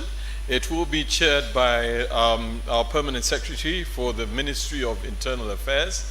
And as we mentioned, this is a dialogue. We want to hear from you. So what I'm going to request is, first of all, that we can be able, anybody who has a question or query, you can kindly raise your hand. Oh, all right. Gosh, there are a lot of questions already. Can we please get a microphone to...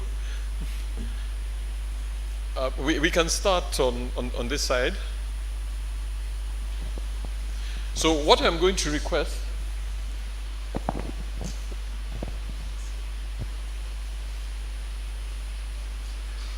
what I'm going to request is that when you put up your hand and the microphone is handed over to you, you will tell us who you are, give us your name, and please stand up, tell us who you are, your name and where you are from, and then you ask your question. So it's at this point, I now do hand over to the chair of this session, and that is our Permanent Secretary in the Ministry of Internal Affairs. Over to you, sir.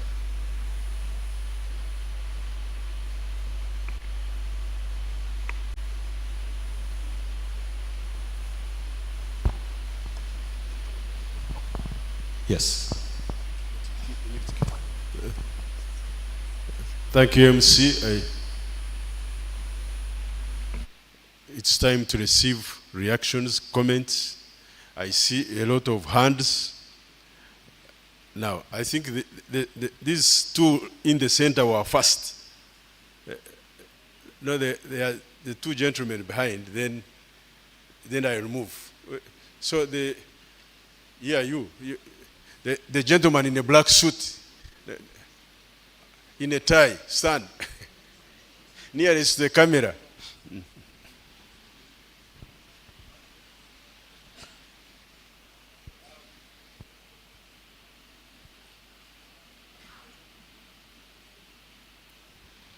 There's no mic? No, we can't.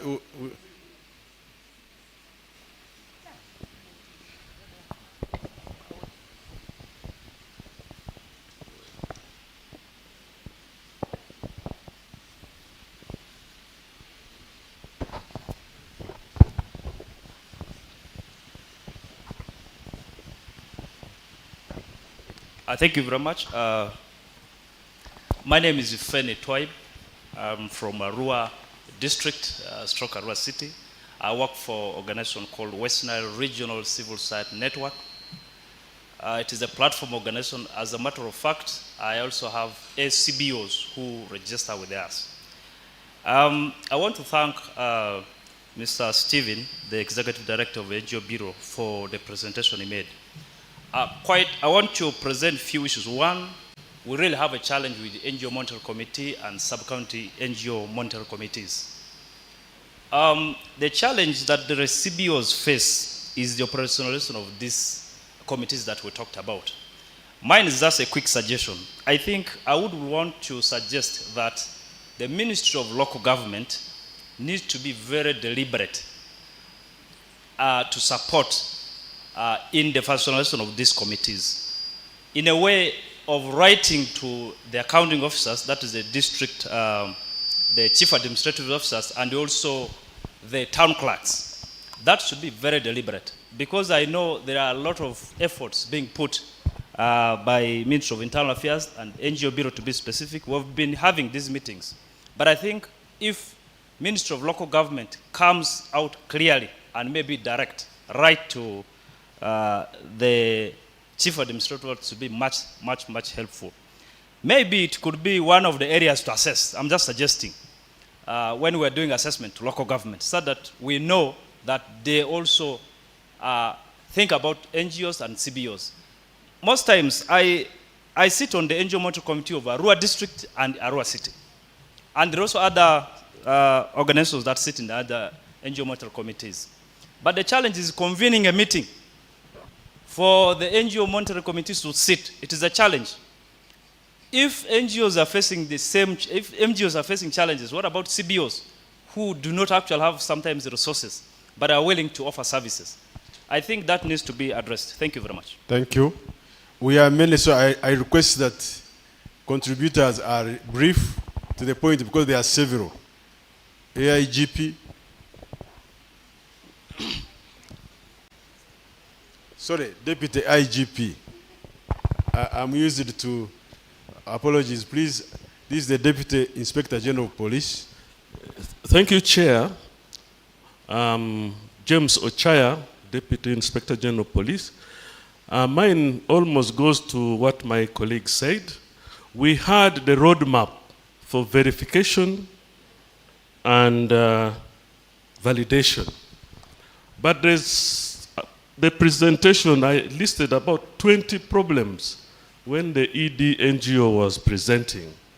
And one of it is the absence of registration, especially at the sub-county. And I've not heard of what we are crafting to solve that problem. Can we therefore suggest, like my friend said, maybe the cow, who should take the mantle at the moment in the absence of this committee? Can we delegate is it the sub-county chief or is it the parish chief to help us? Because if we are talking only a roadmap on one element without curing the other, I think we wouldn't have really discussed and given a solution to the problem. Thank you, Chair. Thank you. Yes, that gentleman in the court, I think was the first. Then I'll move next. Yeah. Thank you very much, our PS, and our beloved Executive Director, Mr. Okero, for presenting our issues very well, because those are all our issues that we have been identifying at local level in our discussions. So I am Kakuru Robert. I head an organization called KIK, Corruption out of Uganda, and it is based in Kabale in Kigezi. I'm also a member of Kabale District NGO Monitoring Committee, and therefore I have a lot to share.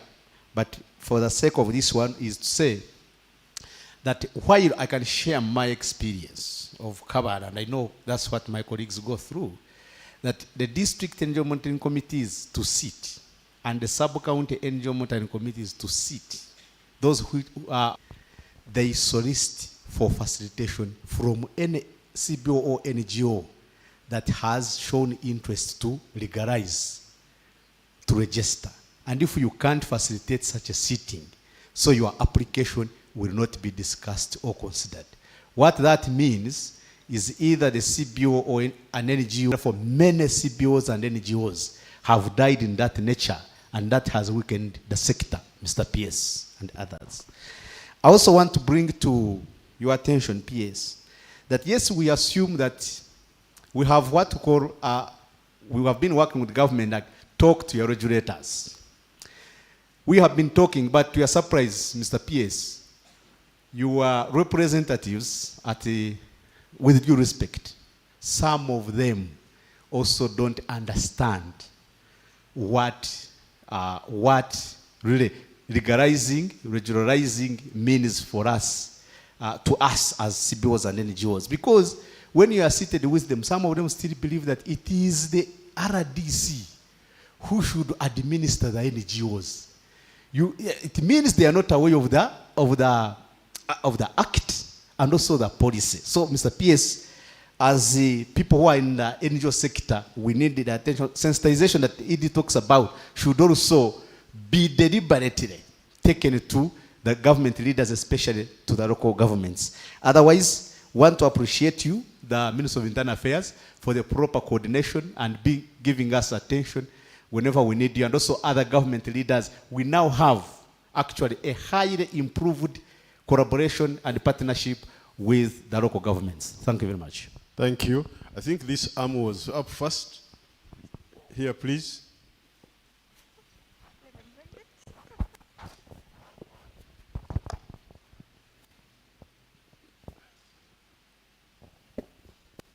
Thank you so much, PS.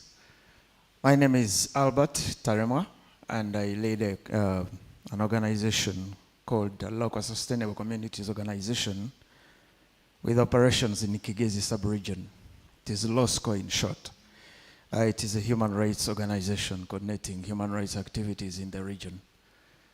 Thank you so much. A big thank you to the organizers of this activity, this meeting, the NGO Forum, HRCU, and of course our beloved NGO Bureau. I want to agree with two of our previous speakers because what came out as a recommendation on capacity building should be two-way. Capacity building for the monitoring committees and also the CBOs. Because in a recent data correction under the National Coalition for Human Rights Defenders, Uganda, I realized that in the region, most CBOs prefer to remain anonymous because they have no idea of the policies and the laws that govern them. And so they don't want to venture into things they don't understand. So they choose to operate behind the scenes.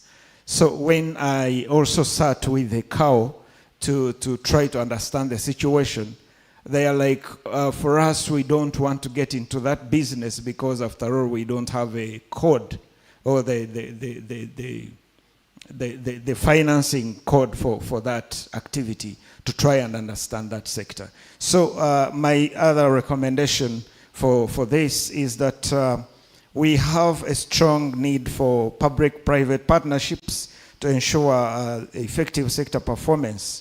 And this goes beyond mere lip service. We need to get on the ground and try to streamline the operations with these organizations. There are some NGOs like ours which are willing to partner with the government and also the local government and other CBOs to try and build the capacity for these kinds of CBOs. And that, of course, needs an endorsement. It needs an approval, which is also some process. And I think if we venture into that, it would cut the so-called the lack of financing, because some of them don't actually need financing. You need a little facilitation, gather the people, speak to them, and have their capacity enhanced. And that's it, I think, that can help this sector come up in that way. Thank you so much. Thank you. I think the next table.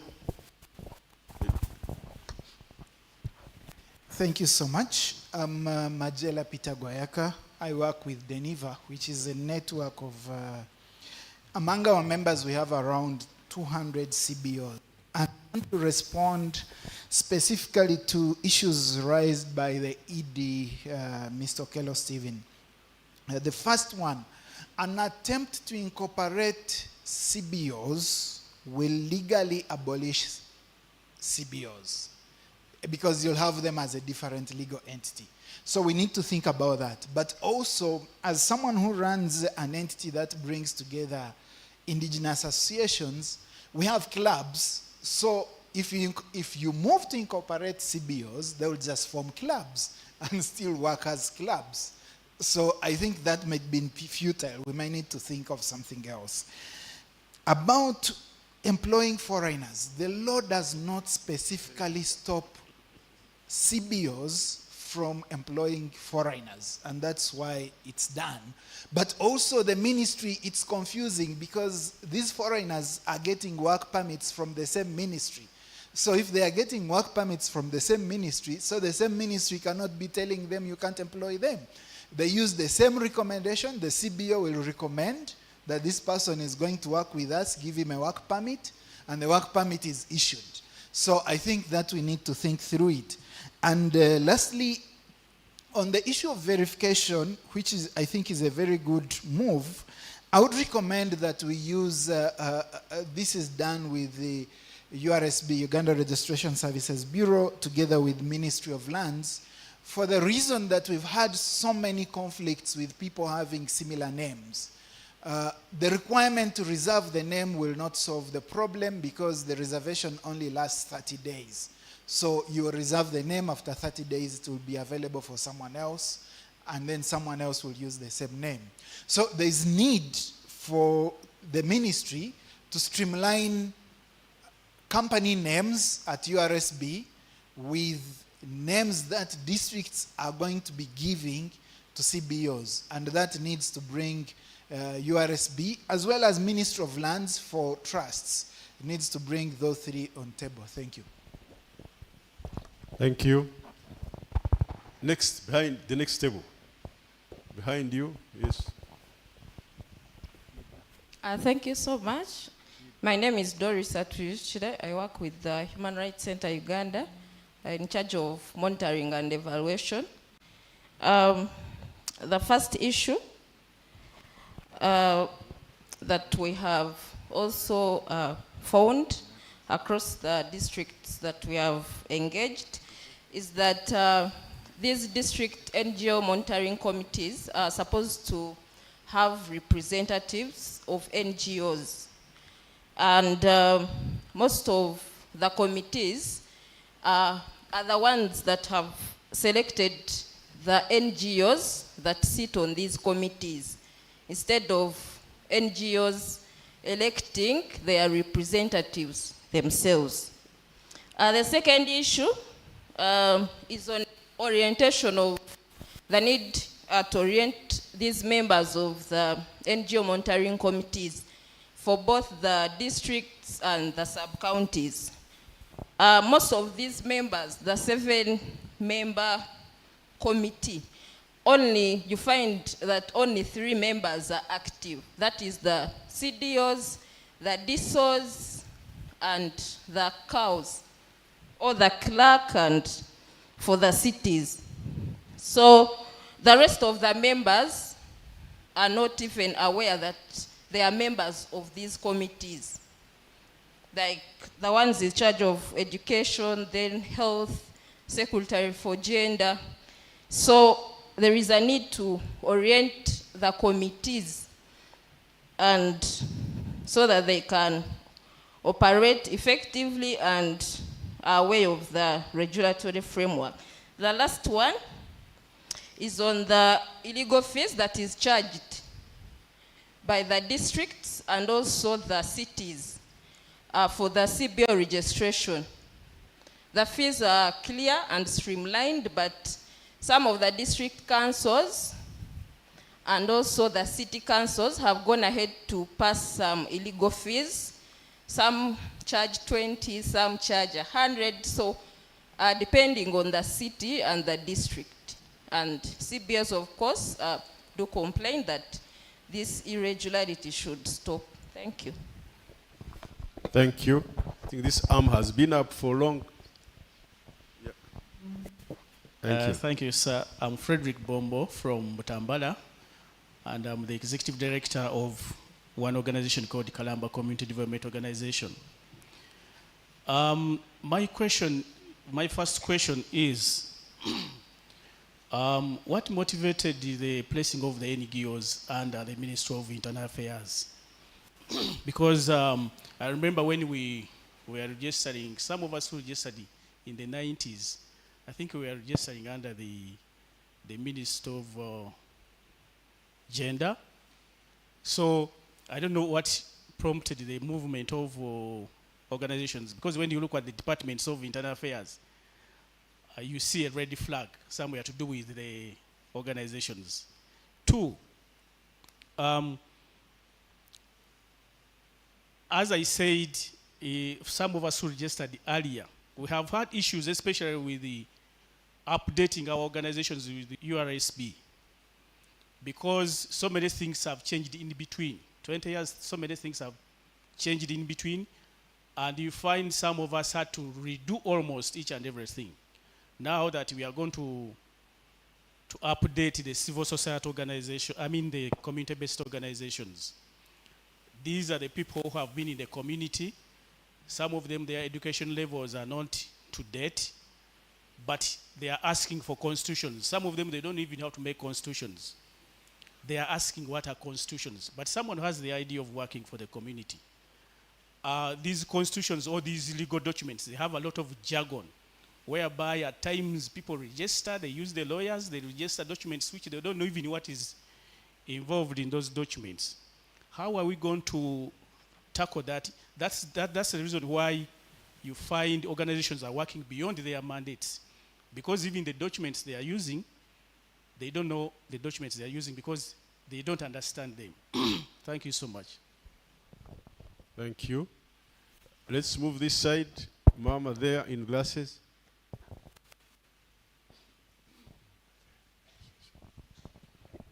Thank you so much, PS. I'm Susan Asemenye, a Senior Assistant CAO, and here on behalf of CAO Tororo, and I apparently sit as chair of the NGO Monitoring Committee Tororo.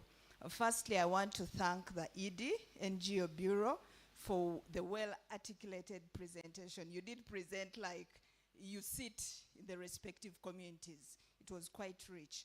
I will start with the CBO identity. I want to agree, when you come to the registration of CBOs, it's still a challenge in the sense that the names keep overlapping. As Tororo, at some point, we did have a scenario where a CBO registers. After registering, shortly when their permit expires, another comes wanting to register in the same name. And these were market vendors. Luckily enough, the committee, through the DISO, had gotten wind of the scenario. So what happens is that we invite both parties to the committee. And when we invite both parties to the committee, we definitely listen to them. And at some point, one of them had to take it because of the substantial evidence that they did provide. So I still think defining and streamlining the registration of these CBOs will go a long way in seeing to it that they can serve better in their respective communities. Two, we've had a number of names of individuals wanting to help in the respective communities. For example, a club rises up and says, we want to register as a CBO. But definitely when you look into the paperwork, you will notice that they are not any near to what is expected of a CBO in this respective community. A little bit more than the CBO. When we look at the Rotary clubs come in the name of voluntary, they are serving, they are doing a great job in our communities, they engage us, they want to have their MOUs signed. Later you let them know that these MOUs should be contextualized as per the respective provisions that govern the regulations of the NGOs. They still get a little bit uncomfortable. How can we support such besides concentrating a lot more today on the CBOs. 3, we did mention that most NGO, DNMCs and SMCs are still a challenge in terms of capacity. This differs from a district to district, I would mention. Apparently with Tororo, our DNMC is functional and fully constituted. And when it comes to the NGO representatives, I must confess, it's the NGOs themselves who identified this person, who is World Vision, because World Vision anyhow does a lot in Tororo, and it's them who sit in this committee, and they've ably presented the issues, and even guided when it comes to, for example, an NGO presenting their MOU, an NGO wanting to get recommended for registration at the NGO Bureau, a CBO is registering, they'll usually chip in. So I must say, it differs from district to district. Let's not lump this. 4, we also did mention that town councils, divisions, USAP, in the sense that they want to apparently register as well. And yet, like the ED did allude, it's municipalities and districts that are mandated to register CBOs, but you'll find that divisions, the municipalities want to register. As a committee, we have taken an extra mile to see to it that we guide and support, because like we did mention, not many of us may be abreast with the law, so it's our responsibility in these positions to see to it that we always support and give the relevant guidance. And then lastly, ED, when it comes to the NGOs through the chair, you will find that these NGOs will come wanting to get registered, but sometimes they are not knowledgeable about these forms. You let somebody know that, excuse me, there is free information on the web. Just go to the NGO Bureau website and you will get to appreciate. There are so many forms, about 23 plus. You will get to appreciate that Form H does this for you. So when it comes to being knowledgeable, it's a two-way process. Even the NGOs themselves, when they come to our districts, I don't know whether they send their employees or their directors, to mention but a few. I think we need to go a long way in seeing to it that we sensitize, build capacity, to mention but a few. I thank you so much for listening. Thank you. There are many arms. I don't know whether we need to address these ones first, then I see 3 arms here, so you can start at the back and then come in front.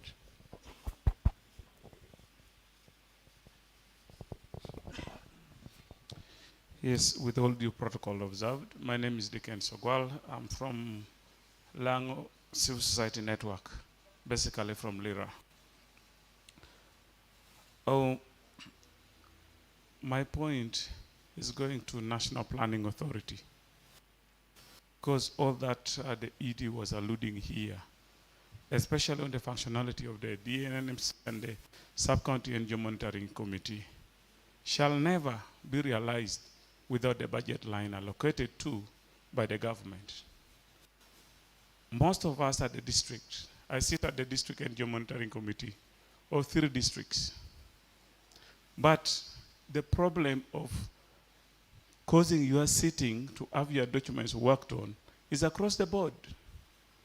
And these will never stop. And when you ask the district that why can't we include these important committees into the budget line, they say they work on the indicative planning figures sent by the center. So my urge to the National Planning Authority, please, could you help us plan this thing, push it to Parliament, have it included among the indicative planning figures sent to the district, so as it's captured, not only the District NGO Monitoring Committee. We have important committees like the Integrity Promotional Forums, which also do not have a sitting budget, but they're expected to deliver. So please, this is my urge to you, and perhaps the minister up there, to push through this. On the merger, should the CBOs be incorporated or not? These are yes and no answers. But on a bigger percentage, the CBOs start small but grow big. And by the time they are growing, they could have lost name and the profile. Because by the time now they want to register as an NGO, they have to incorporate. And if they find their name already taken, they have to rebrand or register with another name. With that, they would have already lost all the profiles. So maybe we find a mechanism that whether they are starting as a CBO, they somehow register, book their name, register their name, so as they do not lose their profile. Many of us here have lost profiles because of change of names. Then, just a point of correction. Municipalities is not captured in the Act as one of the entities. Actually, division and the municipalities is not captured in the Act. It's only the sub-county and the district. But with the emerging cities and the division and the municipalities, it's causing us a lot of hell. So please, as the review takes shape, please have it incorporated into the Act. Thank you. Thank you.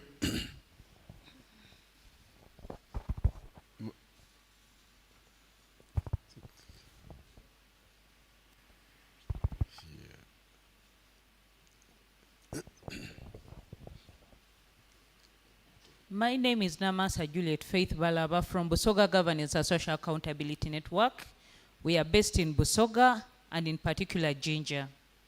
I would like to know from Stephen, what informed the decision of some districts and cities charging up to 150 annually before you get a permit, and even when you submit your reports? I feel that is high as compared to what is in the schedule. Thank you. Is it the lady behind? Yes.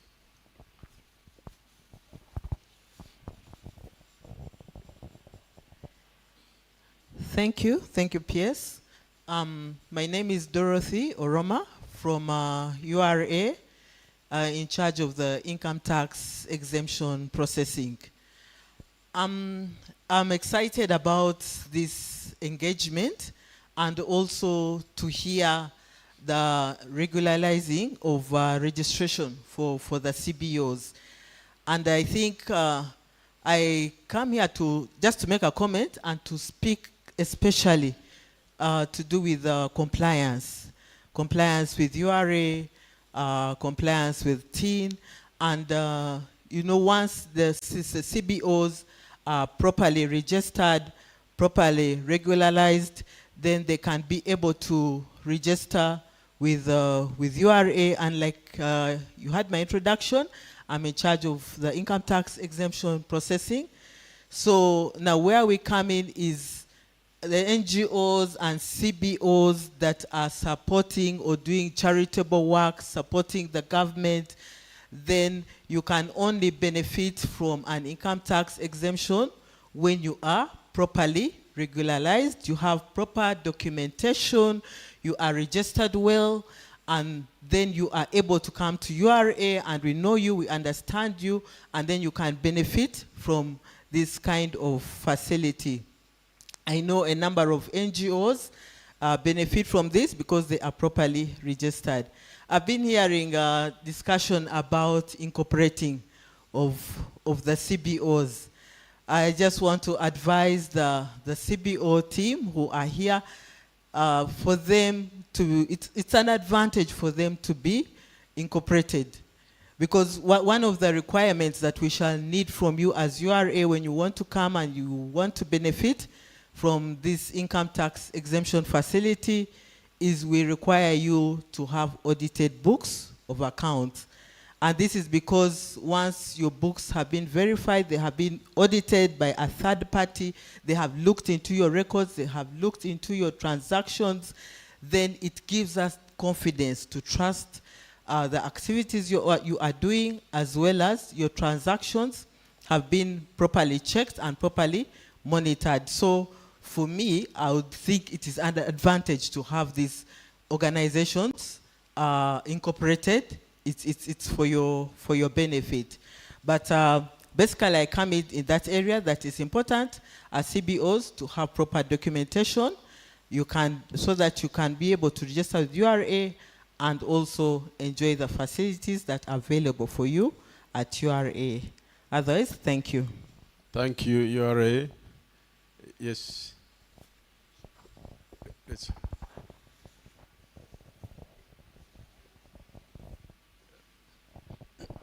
Thank you very much, General Musanyi, for giving me this opportunity.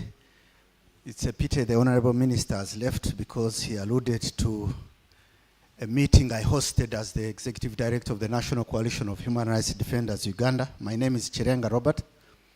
When he alluded to noisemakers, a team of civil society leaders were hosted by the National Coalition of Human Rights Defenders Uganda to give our position in as far as the rationalization program is concerned, specific to our regulator, that is the NGO Bureau.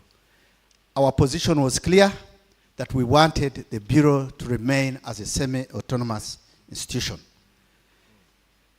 Why the minister thinks that we are not part of government, I don't know. Our understanding is that we are part of government. We may not be part of the state. As citizens, we think we are part of government. Where we derive the mandate to make those submissions is under Article 38 of the Constitution, that states that citizens have a right to participate in the governance affairs of their country, either through their elected representatives or through their civic organizations. Precisely, that's what we're trying to put forward. Thank you. Thank you. I'm told there is a question online. I don't know whether the...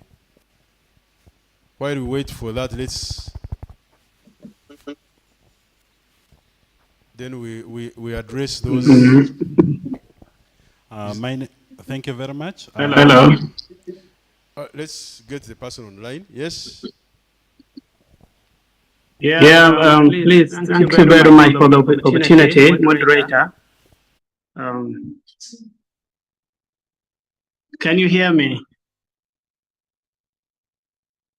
Oh, thank you very much for the opportunity. So my name is Kilwela Gog. I work as a program coordinator for the refugee-led organization network, Relon in Uganda, the head office, Kampala. I have few questions. And first of all, I would like to appreciate the opportunity given to me as a leader from the refugee-led organizations and has an appreciation to the organizers for this important dialogue.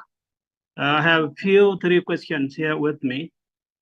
One, could you please provide further information on the process for registering refugee-led organizations to achieve legal recognition as a national organizations in relation with the right of association granted to them by the Refugee Act 2006.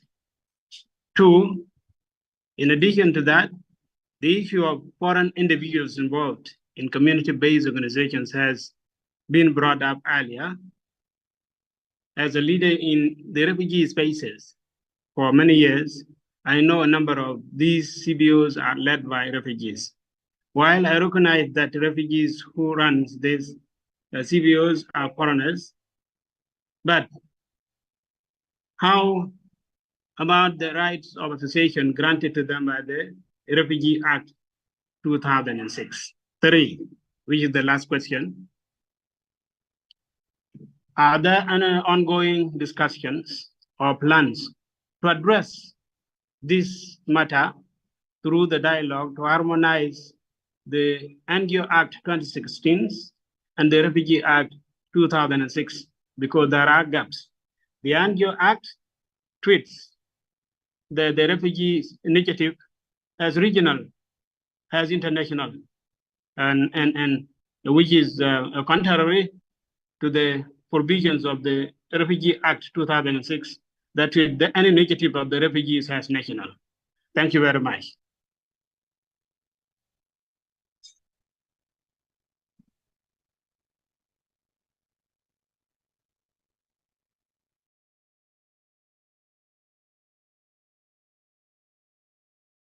And I serve as the National Coordinator for Civil Society Coalition on Oil and Gas. I got up to respond because a colleague from our networks had already mentioned the legal gap in the operation of the CBOs, and the question of the incorporation of CBOs.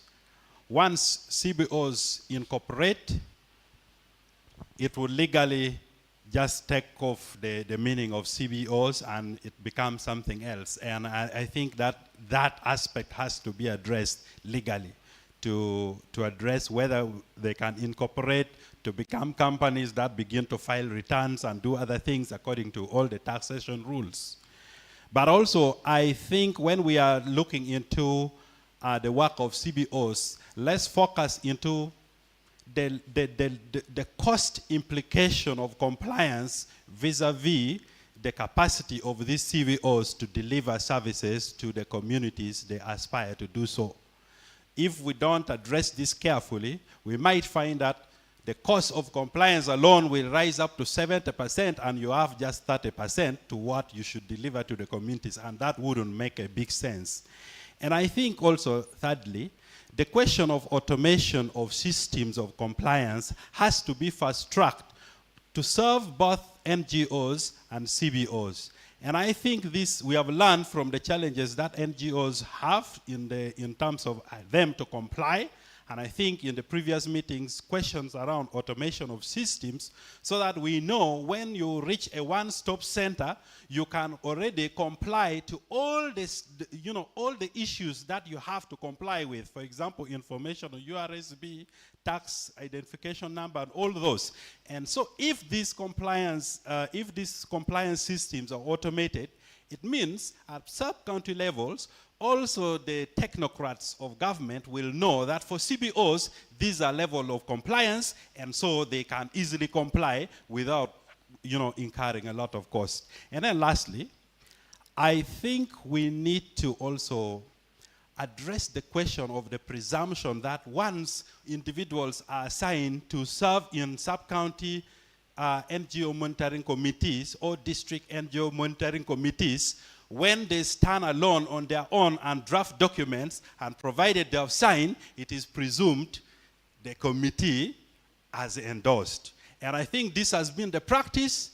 And so when often documents are sent to relevant government offices, for example, the Bureau or elsewhere, signed by one individual member of the committee, it is presumed the committees sat and made a resolution. And I think this has to be addressed, because it has been the practice. I used to serve as the executive director for Gulo NGO Forum, and I know the challenges that NGOs go through, and I know that this has been the practice, and I think when we think about addressing these concerns, these presumptions have to be addressed as well. Thank you very much. Thank you very much. I think we can address the questions. There are quite a number of questions, observations, and clarifications which were received. I think some of the questions are addressed to the NGO Bureau, others to local government, and so I want to invite the ED NGO Bureau to address those concerns about the NGO Bureau. Then somebody from local government, I think, should clarify the issues of the operationalization of these committees at the local level. So NGO Bureau, we could get a mic. Yeah.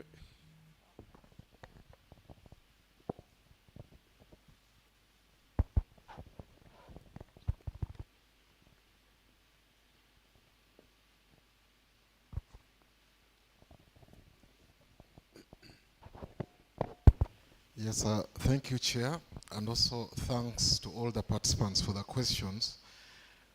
Chair, there are a number of recommendations made which I think are very useful, and we shall have to take note of so that after this engagement they can be implemented. Chair, the questions are so many that I do not know whether we have time to answer all of them, but I want to move backwards so that I can respond to some of them and see how many I can handle. The last question asked, Chair, or concern raised, is a very pertinent one, and it's some of the issues I'm raising. that if you do not have these DNMCs and SNMCs in place, it gives room to individuals in the local government to exploit that gap. Where a committee should have been recommending, let me say, an NGO or even to a higher level, an individual ends up doing that because of the absence of these committees. Now, that poses a great challenge. That, let's take for example that in future, an investigation is being conducted on a CBO. Let's assume that a bombing took place by some terrorists. An investigation started, and they found out that let me say an NGO or even a CBO was behind that. It means that the investigators have to move backwards up how these CBO or NGOs registered. Now, where a DNMC should have recommended an NGO to the NGO Bureau, or an SNMC should have recommended a CBO to the DNMC, if it reaches a point and finds that there are no minutes anywhere to show that even a committee ever sat, and an individual sat in a corner and took decisions and just drafted a letter, then that will give individual and personal liability to that individual. Because at the end of the day, it also then questions the entire legality of that organization, because a committee should have sat with very clear minutes. But what is happening is what actually he has correctly put, and what we also picked, that individuals, like let me say for example, the district community development officers and either some key individuals, either CDOs, community development officers, at times without even a committee sitting, sit and make these recommendations. Now, the fact that one, there's no minute number, you sat and designed it like that, it poses a huge challenge. Now, the recommendation on how to address that is that during our reflection meetings and community dialogues, we have informed these committees that we are going to start demanding for minute numbers. That you need to say a minute number. The same way, even if cabinet took a decision, you'll see a minute extract in place, so that it can give satisfaction that someone did not sit alone in a corner to take decisions. So in terms of that, I think a way of addressing that is to ensure that we are asking for minute numbers from these committees. And also I request the COWs and the town clerks who are present here, that if a recommendation is being given for a CBO by either a division or a sub-county, then you need to request them to give a minute number. And if the NGO Bureau is receiving a recommendation from a DNMC, then it needs to also demand for that minute number. However, Chair, with all this challenge of the operationalization of these committees, it still remains a challenge. That at the end of the day, if things are strictly implemented like that, it's going to still pose a very huge challenge. But I think it's now high time with this verification and validation exercise that is addressed to the point. The question that came in before that was the issue of automation. Unfortunately, I just forgot to mention it here, that comprehensive automation at all levels is the way to go. First, it starts with the NGO Bureau at the national level, and also it moves to the district level, then the sub-county level. But the biggest challenge has been resources. That the moment you're able to automate organizations, to automate at all these three levels of the national, district, and the sub-county level, then we are going to avert a bigger compliance challenge that is already being faced out there. So I fully agree that automation is the way to go, and it's important that this is addressed. There were questions raised by Odong, and he was asking on behalf of the refugees. All these questions relate to the refugees, how they are treated under the NGO Act in relation to the Refugee Act. But also it's not only the Refugee Act, there's also the convention that is in place that pushes for freedom of association. When it comes to freedom of association of refugees, no one has ever stood in the way. Chair, the only challenge here is that a refugee does not lose their nationality, even if they leave the country where they are. They may run away from persecution. There are some requirements, let me say NGO Bureau cannot ask a refugee. Like there are requirements where they can say, go and get this from your home government. NGO Bureau will never ask you for that because you are running away from persecution. We cannot again tell you that your country has not recommended you. However, even if you're a refugee, you do not lose your citizenship. Now, the concerns he has raised, Chair, we shall discuss them further because, as I indicated, the process of reviewing the policy and the act is ongoing. I would only request Odong that the moment you hear we have resumed the process, please find a way to send in your views what you recommend, because it's clearly noted that the NGO Act does not give that kind of special consideration for refugees, because what the NGO Act is trying to do is not to discriminate, because it does not give any special treatment to any categories. So it's important that, Odong, you just know that the process was only halted because of the ongoing rationalization process.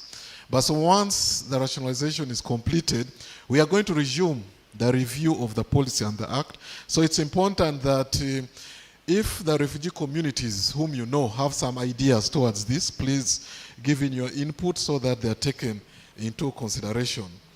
The issue of incorporation that URA has pushed forward, it's very key. They appear to be supporting the incorporation element, but also I would request that we have a detailed conversation on incorporation of CBOs when we resume the process of reviewing the policy and the act.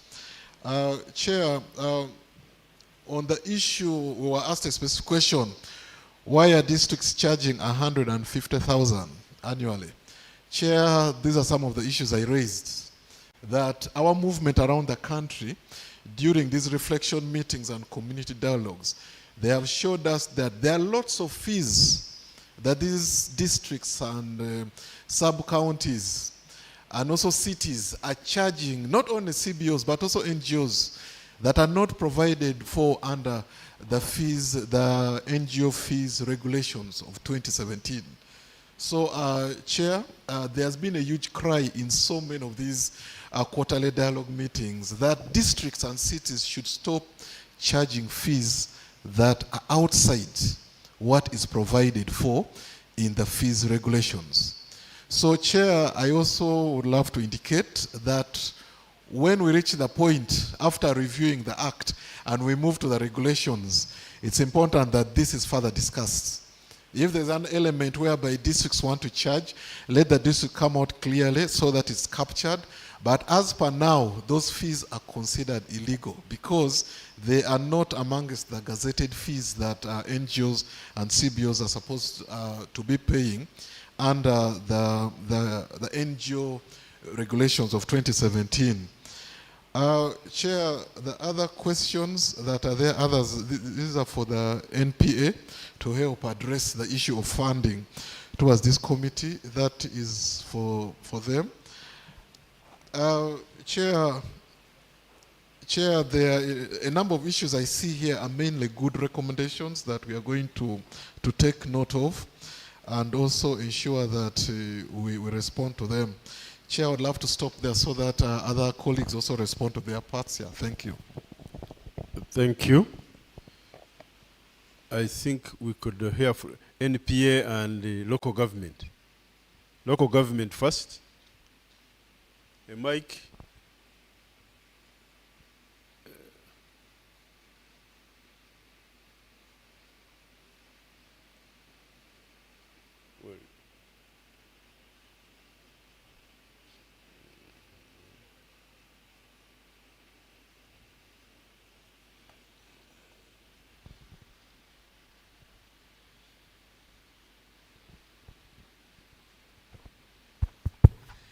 Yeah, thank you, Chair, and I want to thank members for that feedback. Mr. Chairman, I want to request that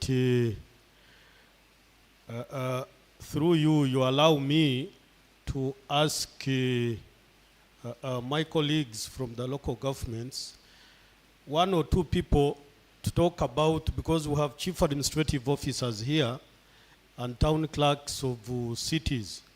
We can have one cow and one town clerk to give us the practical experience of what happens in their districts. Thank you. I think we heard from Tororo and it was very constructive. We good. I think we had. So if you can hear from other districts, a town clerk or somebody representing a town clerk from any district.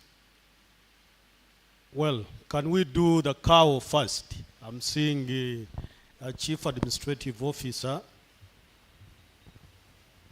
Mr. Luyimbazi, give us your experience in your district.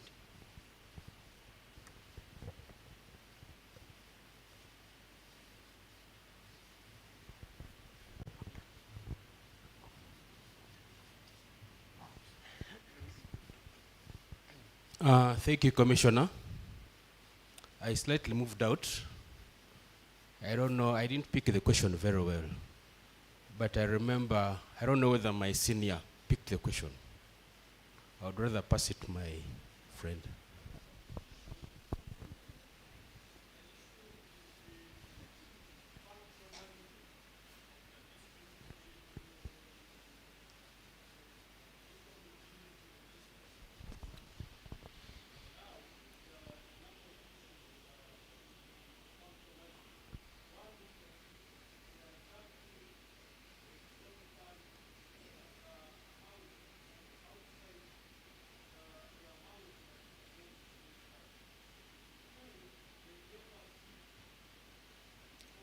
You should get a mic.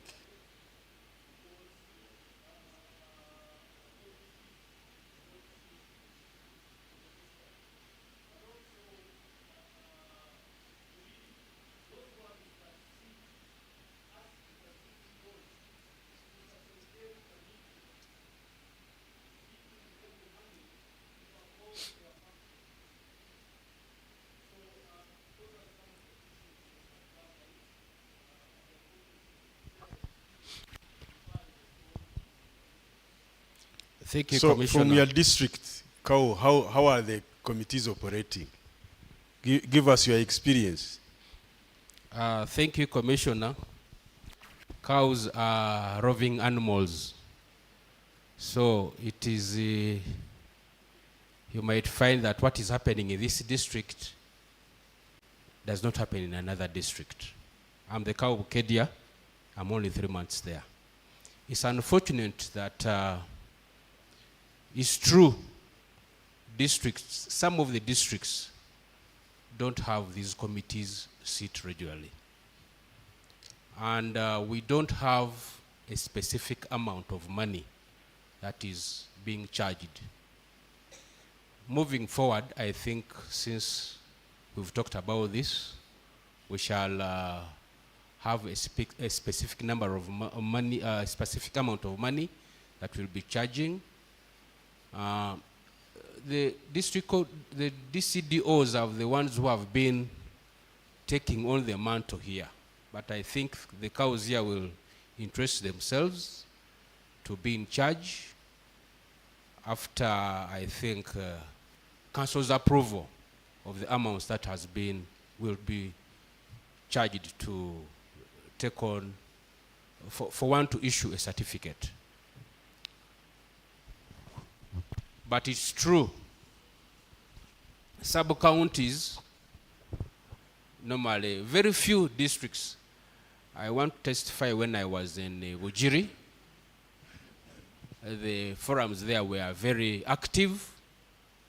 That is the only district where it was active. So I want to testify that. But where other districts where I've been, they are very inactive, I think. So I don't know whether another cow can testify or contribute towards that. Thank you.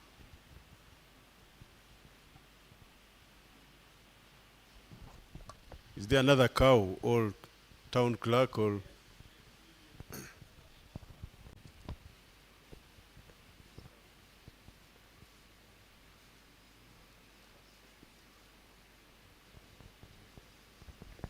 Thank you, Chair and PS.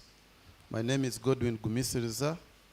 I'm not a cow chair, I'm not a town clerk, but I am from Kampala Capital City Authority. I sit on the committee because I'm the manager welfare and community services, where the NGOs and the CBOs fall. And I'm here to represent the institution in this meeting.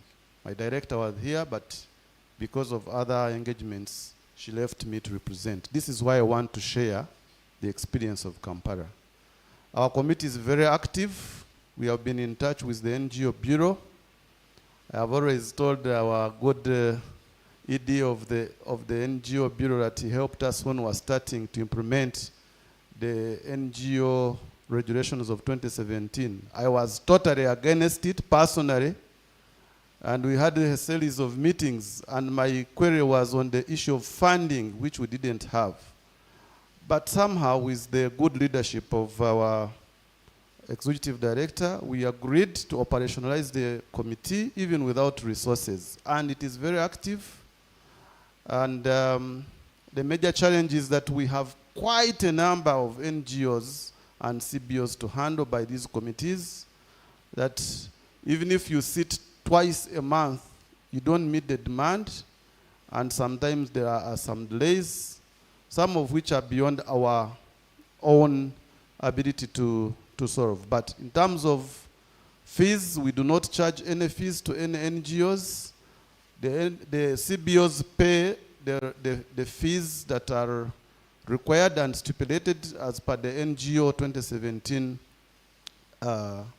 regulation, which they pay to the government account. I think this is 40,000. And once they have brought evidence of pay, the committee considers and the chairperson signs the certificate. When it is the NGO, the recommendation and the MOU. So our Kampala Capital City Authority NGO monitoring committee is very active, doing the work amidst some challenges, especially to meet the demand, because you see most of the NGOs are based in Kampala, but also very many CBOs that we handle. Thank you, Chair. Thank you.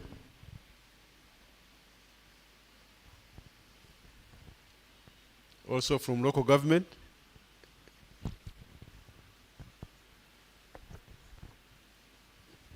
Thank you, Chair.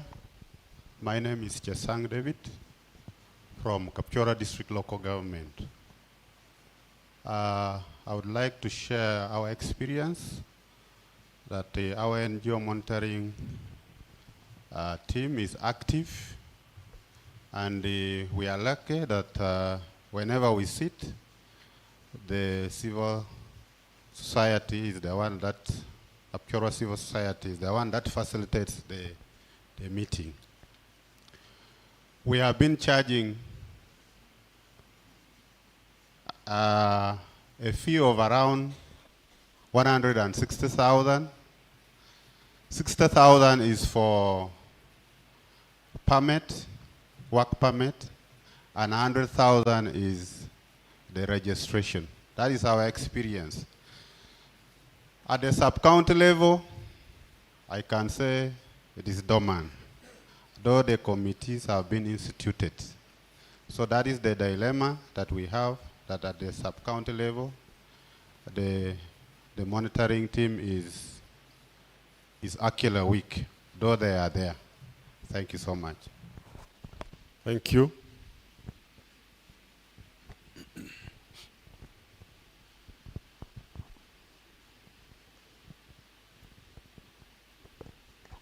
Yeah, thank you, Chair, for allowing our field team to share experiences. Mr. Chairman, what is coming out clearly is that there is no uniformity. In some places, things are streamlined. In other local governments, they are not. And that calls for an intervention of standardizing and having a uniform approach to the support that CBOs need from local governments. And I want to request that now that since we have quarterly meetings, especially at regional level, would love a situation where the ministry participates in those meetings so that we fuse the doors at the regional level. We communicate and also commit to follow up. Because if you go to Kigezi and something is happening positively in Kabale, but in Chisoro or Rukunjiri, the story is different, and Kanungu is doing it well, we should be able to have a cluster, a system of how the good practice, the one doing the good practice, should help the rest to adjust and do the right thing. It also brings out a message of the need for capacity building, that orientation.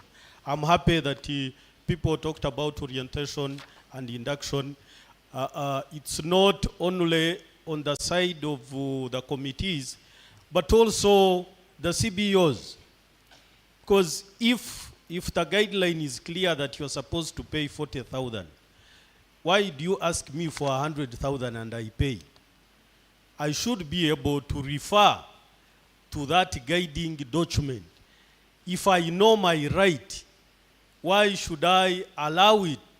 Why should I allow somebody to violate it and you witness and also accept to pay that money? So we should be able to help. Come on. Yeah, of course, like I'm hearing my neighbor here is mentioning something to do with the receipting of that money. Why would you pay money and you don't get a receipt? And you say you have paid. What evidence do you have that you have cleared?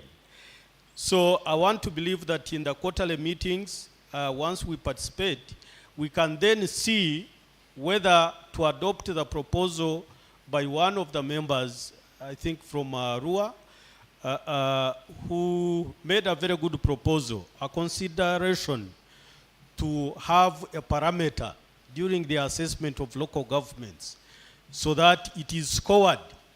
How are you supporting the functionality of non-state actors in your city, in your district? And at the end of the year, we should be able to know those who are doing badly, and then we prescribe an appropriate solution. There was an issue of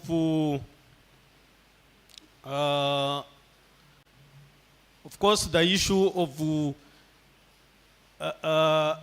NGOs and CBOs paying allowances for the meetings.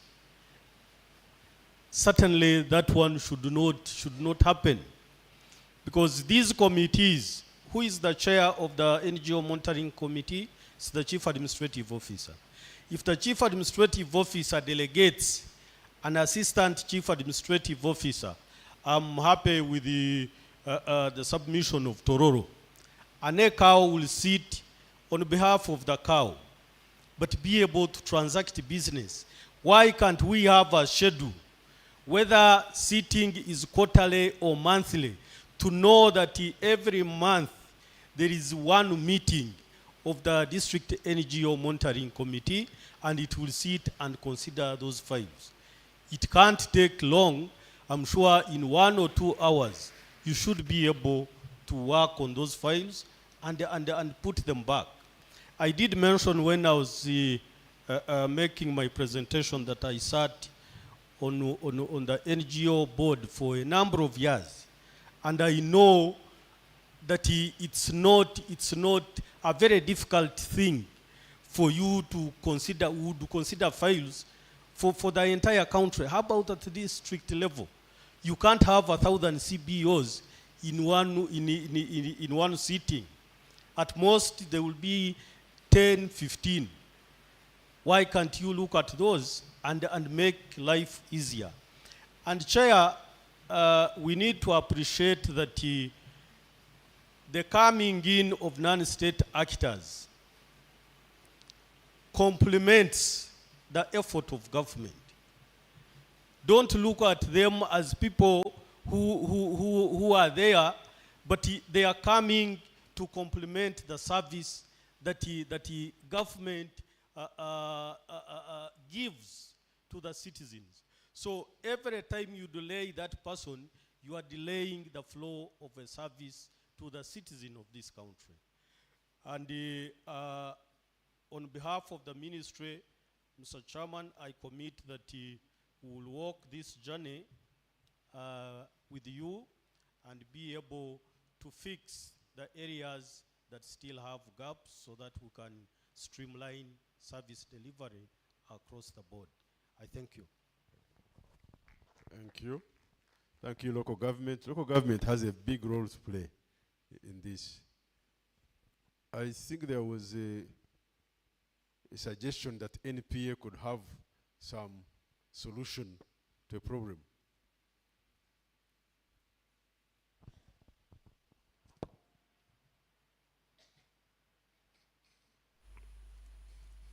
Mr. Chairman, I wish to thank the members for their questions, and specifically this one which raised the issue of indicative planning figures, and to ask the question whether at the national level NPA is able to make a case for these sittings. I think let's deal with the issue quite frankly. The root issue here is the meetings. We are asking ourselves, are we able to have the meetings? That is the bottom line. And therefore, what quickly kicks in is the fact that as non-state actors, yes, under the framework which is being enforced by my brother Stephen, it is expected that government operationalizes these committees. However, the fact of the matter is as well that government can only afford so much. It's not a secret that, for example, our budget provisions for the local governments are majorly development and recurrent. And when you go into recurrent, most of these are like statutory. They are almost like fixed costs. Then there is a small percentage within the recurrent costs that could take care of meetings such as this one. But I can tell you that even that is, the most part of it, what we provide to local governments is also conditional. Are we together? It's also conditional. So the little, maybe like less than, I think, 1%, which would be discretionary resources for local governments, are hardly there for most of the local governments. But also, a case can be made that different local governments, especially the higher local governments, could have capacity to provide for these meetings. That's why you had Kampala City Authority is able, I think, to hold these meetings. Some of the local governments as well are able to hold the meetings. So I think, Mr. Chairman, what we need to agree here is that the local government authorities need to work hand in hand with the ministry. If I'm not mistaken, didn't we provide some guidelines to the operationalization of these committees?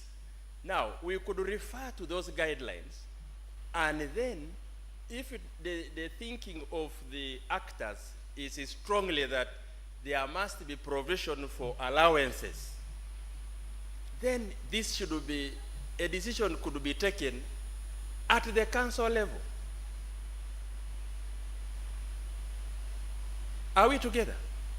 Because remember, you are non-state actors coming to complement government's efforts. Some decisions can be taken by you working with the district local governments to agree on a working framework.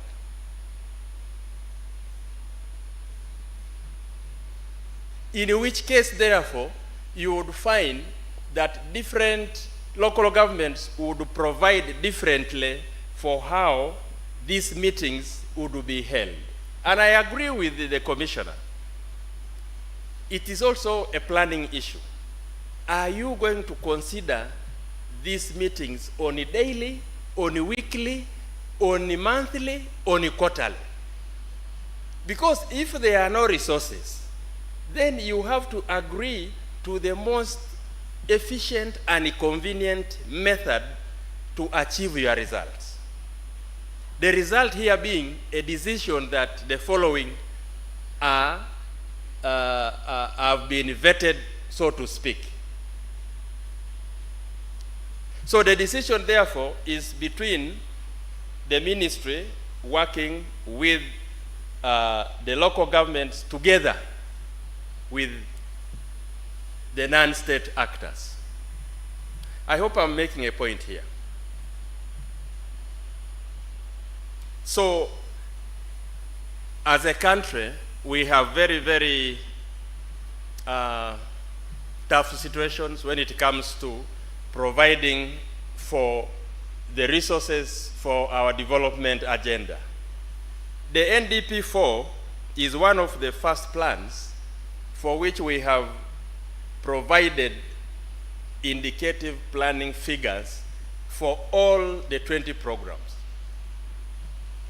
Now, if we have provided those figures, then it is up to every program.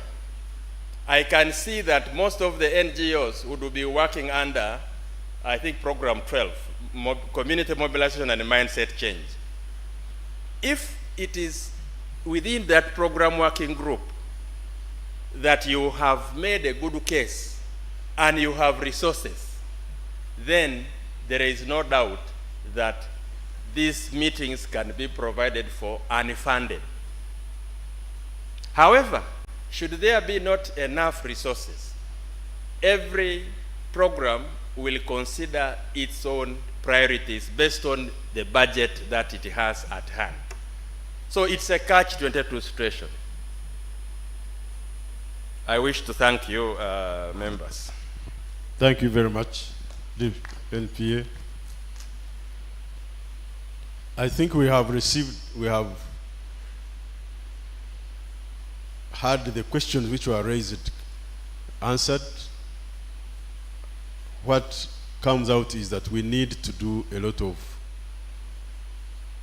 sensitization on our responsibilities at the local level, at different levels of government, to be able to facilitate and provide service to our partners who are filling a big gap for government. A lot needs to be done at the local government. We need to standardize the operationalization of these monitoring committees. We have learned that the situation varies from district to district. So as local government committed, we hope that we shall have a standard level of practice across the country. I don't think there is any issue that remained unanswered. There was a question from, I think it was a comment from Mr. Chirenga about the comment of the minister. The minister was very clear that government is organizing itself. And I think that answers the same question of my brother from Butambala. Government is organizing itself to serve you better. There are processes of contributing to government decisions, and all those processes are followed up to the end. Decisions are made, and our role is to implement those decisions.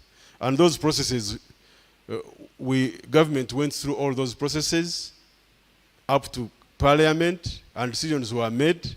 And what remains to us is to implement and move forward. And I call upon all of us to do our part to make sure that we have a sound and operational sector. I thank you.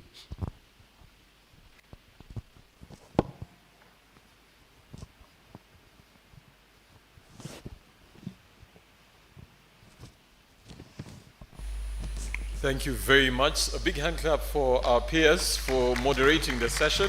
And I want to thank you, sir, for being very deliberate and very precise. We do appreciate it.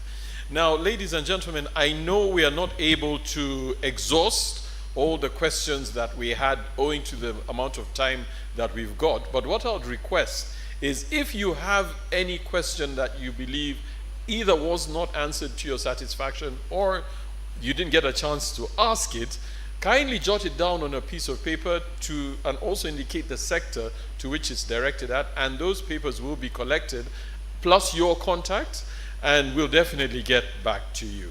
Now, we've reached the point when we are ready to launch, to officially launch the CBO verification and validation exercise registers. So I'm going to ask my team from the high table to kindly come down, and we're just going to have a very minor ceremony led by our dear Permanent Secretary.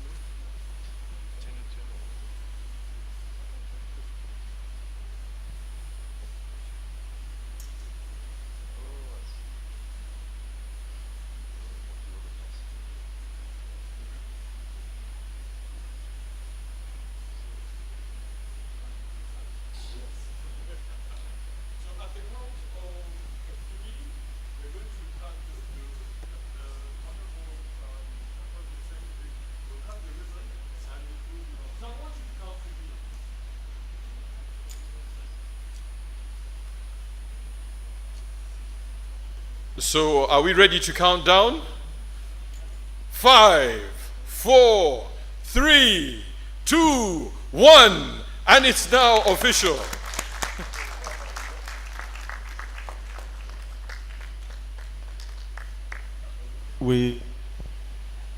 So the standardized register for CBO is hereby launched.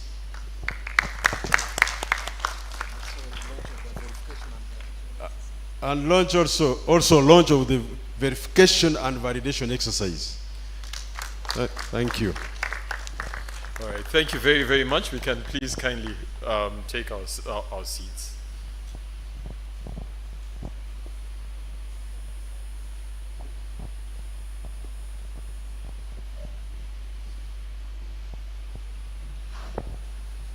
So now as we start wrapping up, because first of all I want to thank you for your patience. You've all been very patient with us and engaged in this exercise, which we're happy about. I am going to call upon a very interesting lady who has been at the forefront of a lot of the things that we're doing.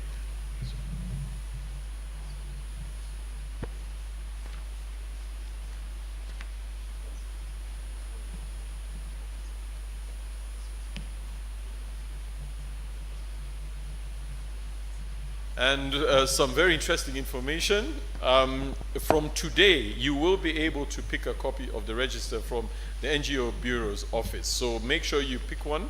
They are available for you, and these are actually for you. So let's make sure we get a copy and we get clarity. And again, if you've got any questions or queries, I really would encourage you to ask. So I'm going to call upon Margaret Sekaja, Mrs. Margaret Sekaja, to kindly come up and start the closing process. Margaret, you're welcome. Let's clap for her as she comes along. And I'll have you know she's the one who selected the lunch.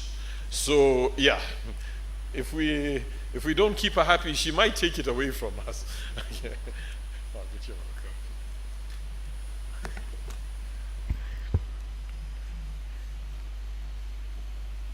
Good afternoon, everyone. All protocol observed. I want, first of all, to extend my appreciation on behalf of the NGOs to the Minister of Internal Affairs, Permanent Secretary present, and representative of the Irish Ambassador to Uganda, development partners, the NGO Bureau Chairperson, and other public officials for attending this dialogue. Utmost appreciation to all NGOs and CBOs present today. Thank you always for honoring this invitation to dialogue on issues affecting that sector and propose solutions that will ensure that there's mutual respect and a harmonious relationship with the government. These dialogues have run under the project for the last 7 years and have been accompanied by a range of other field-based engagements that reach out to grassroots organizations and district-based regulators. Several successes have been registered, including those outlined in the folder given to you. It's our hope that this intervention shall continue to build on the successes highlighted. The sector is glad to have today's dialogue focusing on streamlining the operation of community-based organizations, CBOs.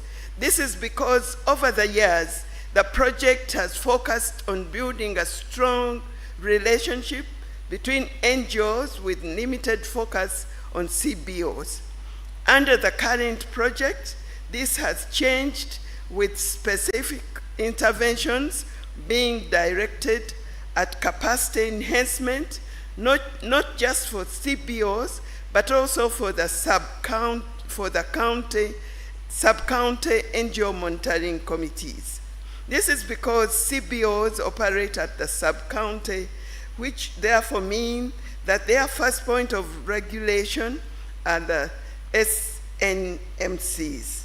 Several speakers have interrogated the challenges lingering around the work of CBOs, such as illegal fees, operating outside statutory limits, non-functionality of SNMCs.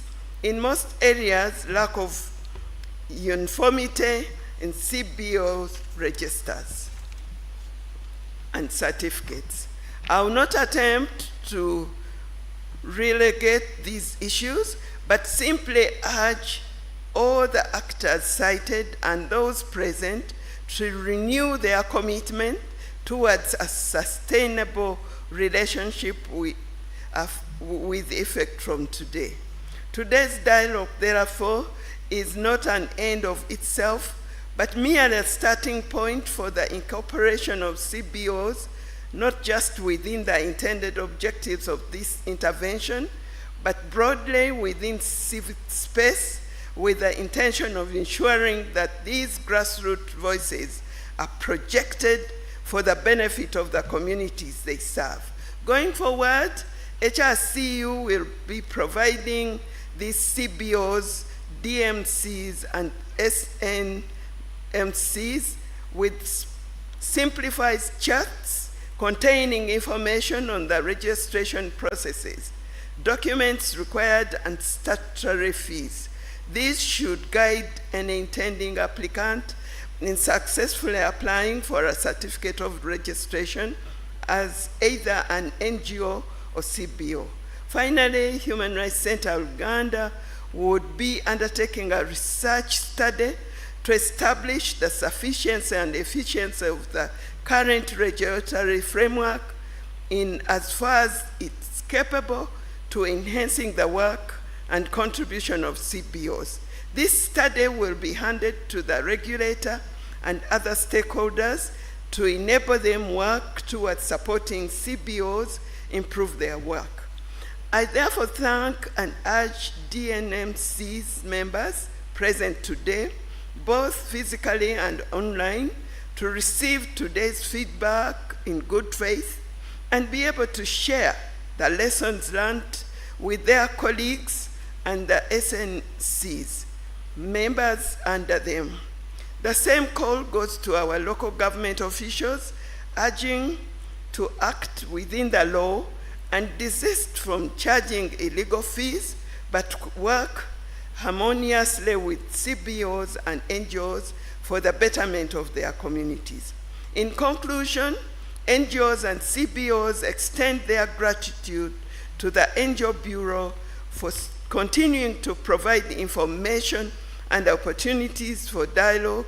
Further gratitude to the Ministries of Local Government and Gender, Labor and Social Development for agreeing to listen to and respond to the challenges faced by CBOs and NGOs. NGOs remain committed to working with the regulator, national and subnational, including a strong and impartial NGO Bureau. NGOs appreciate the time and commitment allocated to this engagement by the Minister of Internal Affairs, civil servants present, development partners, CBOs, and NGOs. Special thanks go to the Irish Embassy for the continued support over the last 7 years towards these dialogues and the many other interventions undertaken to improve the relationship between civil society organizations and the government of Uganda. I want to thank you very much. I don't want to stand between you and your lunch, and that's my speech, and I want to thank everyone for being here and being patient with us. Thank you very much, and I wish you a happy day.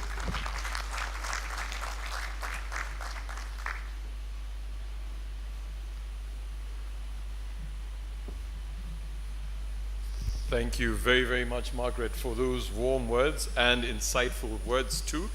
I'm now going to call upon the chair of the NGO Bureau Board, that is Mr. Simon Peter Chinobe, to kindly come up and give us also some words as we wrap up. And just as he gets ready to come up, Mr. Simon Peter Chinobe is an accomplished lawyer. That's why when you look at his beard, it speaks volumes. You're welcome, sir. Okay. Kindly clap for him as he comes up.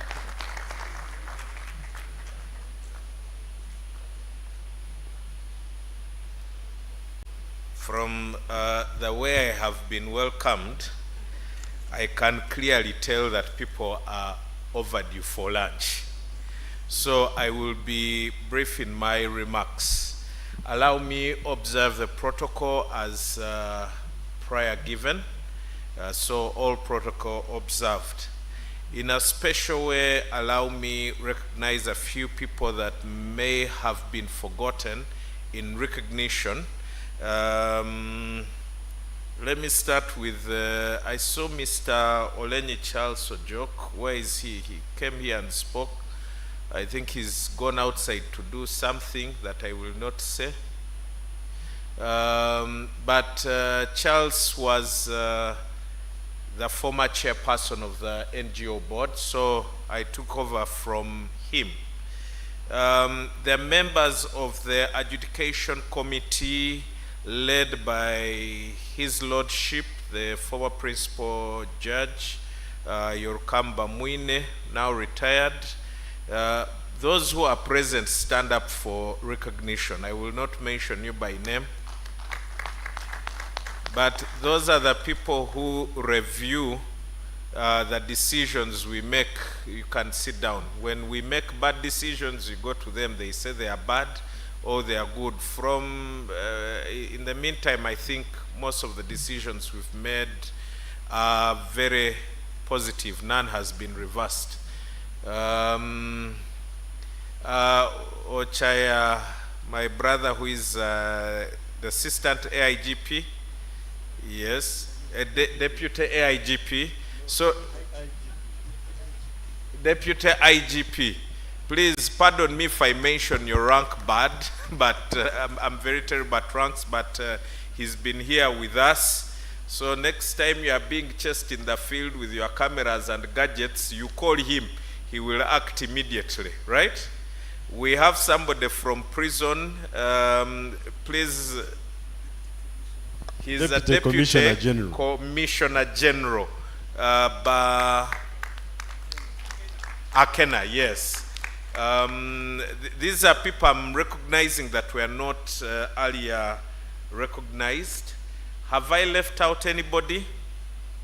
So if I have left you out, oh, there is the deputy the spokesperson of immigration.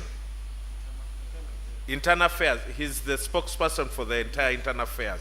I see him wearing a uniform for immigration. So he's Monday Simon, right? Yes, I know Simon from a long time, despite my being mistaken about who he speaks for. The rest are recognized, right? Have already been recognized. Now, when we came into office, one of the things we set out to do was to cement the relationship between not-for-profit organizations, which includes the NGOs, civil society organization, CBOs now, among others, and government. And I think we have done a very good job at that. Have we? Why aren't you clapping? These dialogues were meant to also help us get feedback. And I want to thank the organizations and the donors that have made this possible to date. Please clap for them.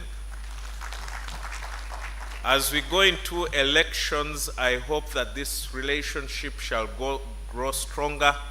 And the only way it can grow stronger is if we all adhere to the provisions of law, including but not limited to not participating in partisan politics.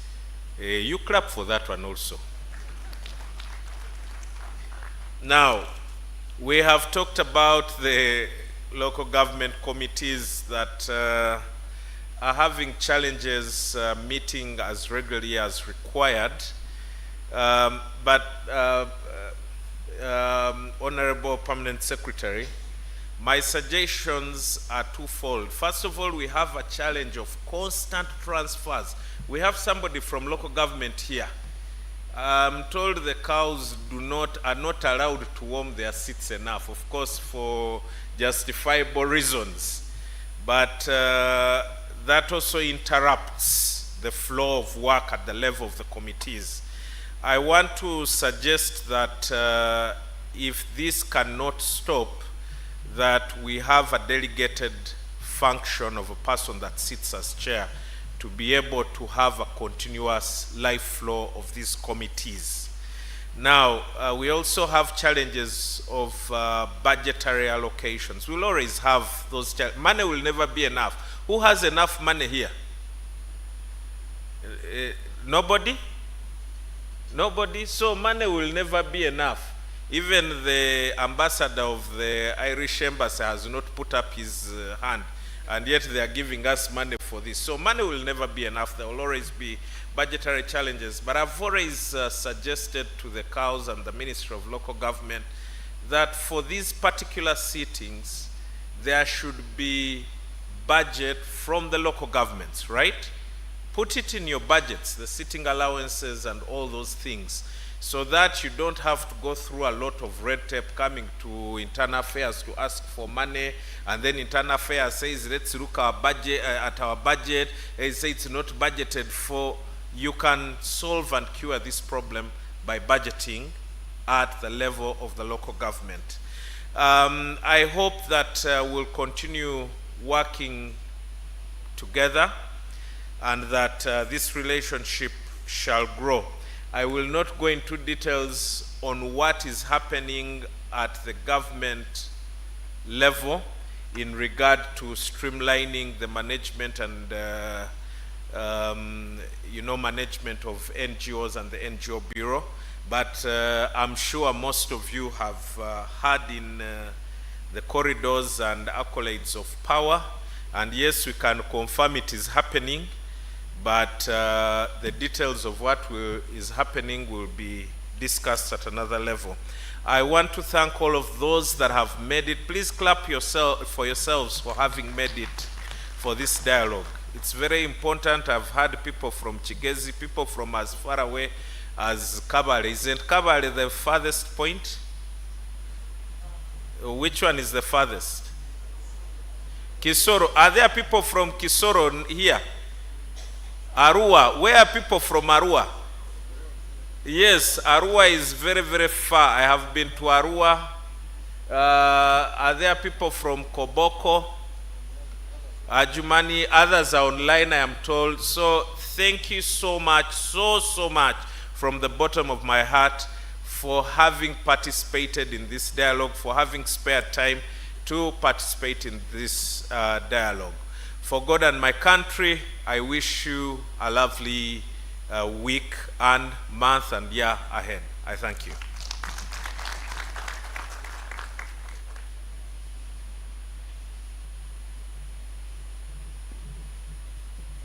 Thank you very, very much, Mr. Simon Peter Chinove, for that vote of thanks. Now, as we officially wrap up, I want to call upon our chair, the Lieutenant General Joseph Musaunafu, to kindly come up here and wrap up the session. A big hand clap for him. He's a distinguished gentleman and always ready to step up. You're welcome. Thank you. Thank you, MC. The name is Musanyufu. Thank you, Your Excellency, the representative of the ambassador of Iran, the chair of the NGO Bureau, head of Human Rights Uganda, the ED, all participants. I'm told I am the one standing between you and your lunch, and I don't want to take it long, but I want to thank you all for this participation. When we came this morning, we came for a dialogue to talk about CBOs, to talk about NGOs and how to improve their operation.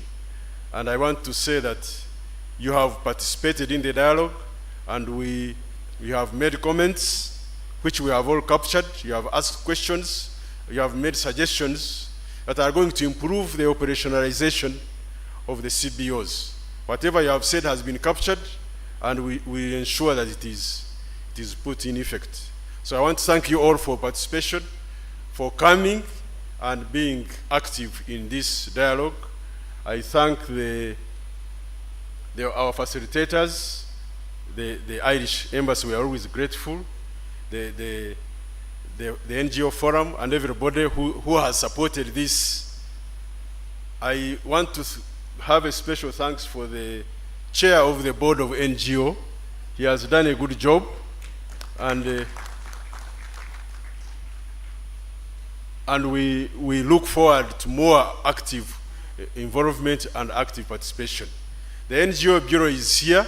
It will remain, and it will do its function and serve the country, and will be vibrant. So we thank you all, and I wish you safe journeys to your homes, and to go and implement our discussions and have Uganda a better place to be. We thank you. I wish to take this opportunity on behalf of my minister to close this dialogue, and I thank you.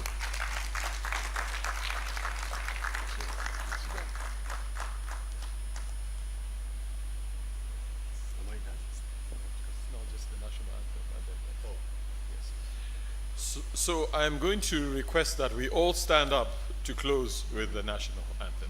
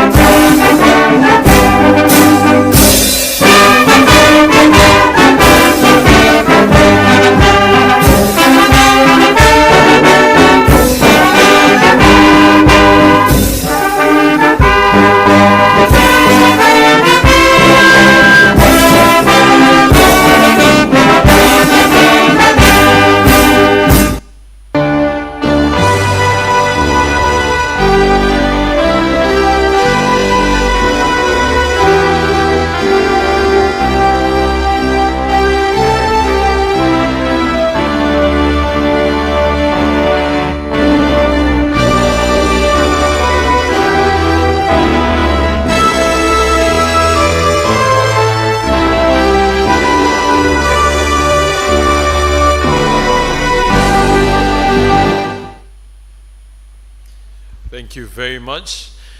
Now we're going to have a group photograph, so I'm going to ask the team at the top to kindly come down.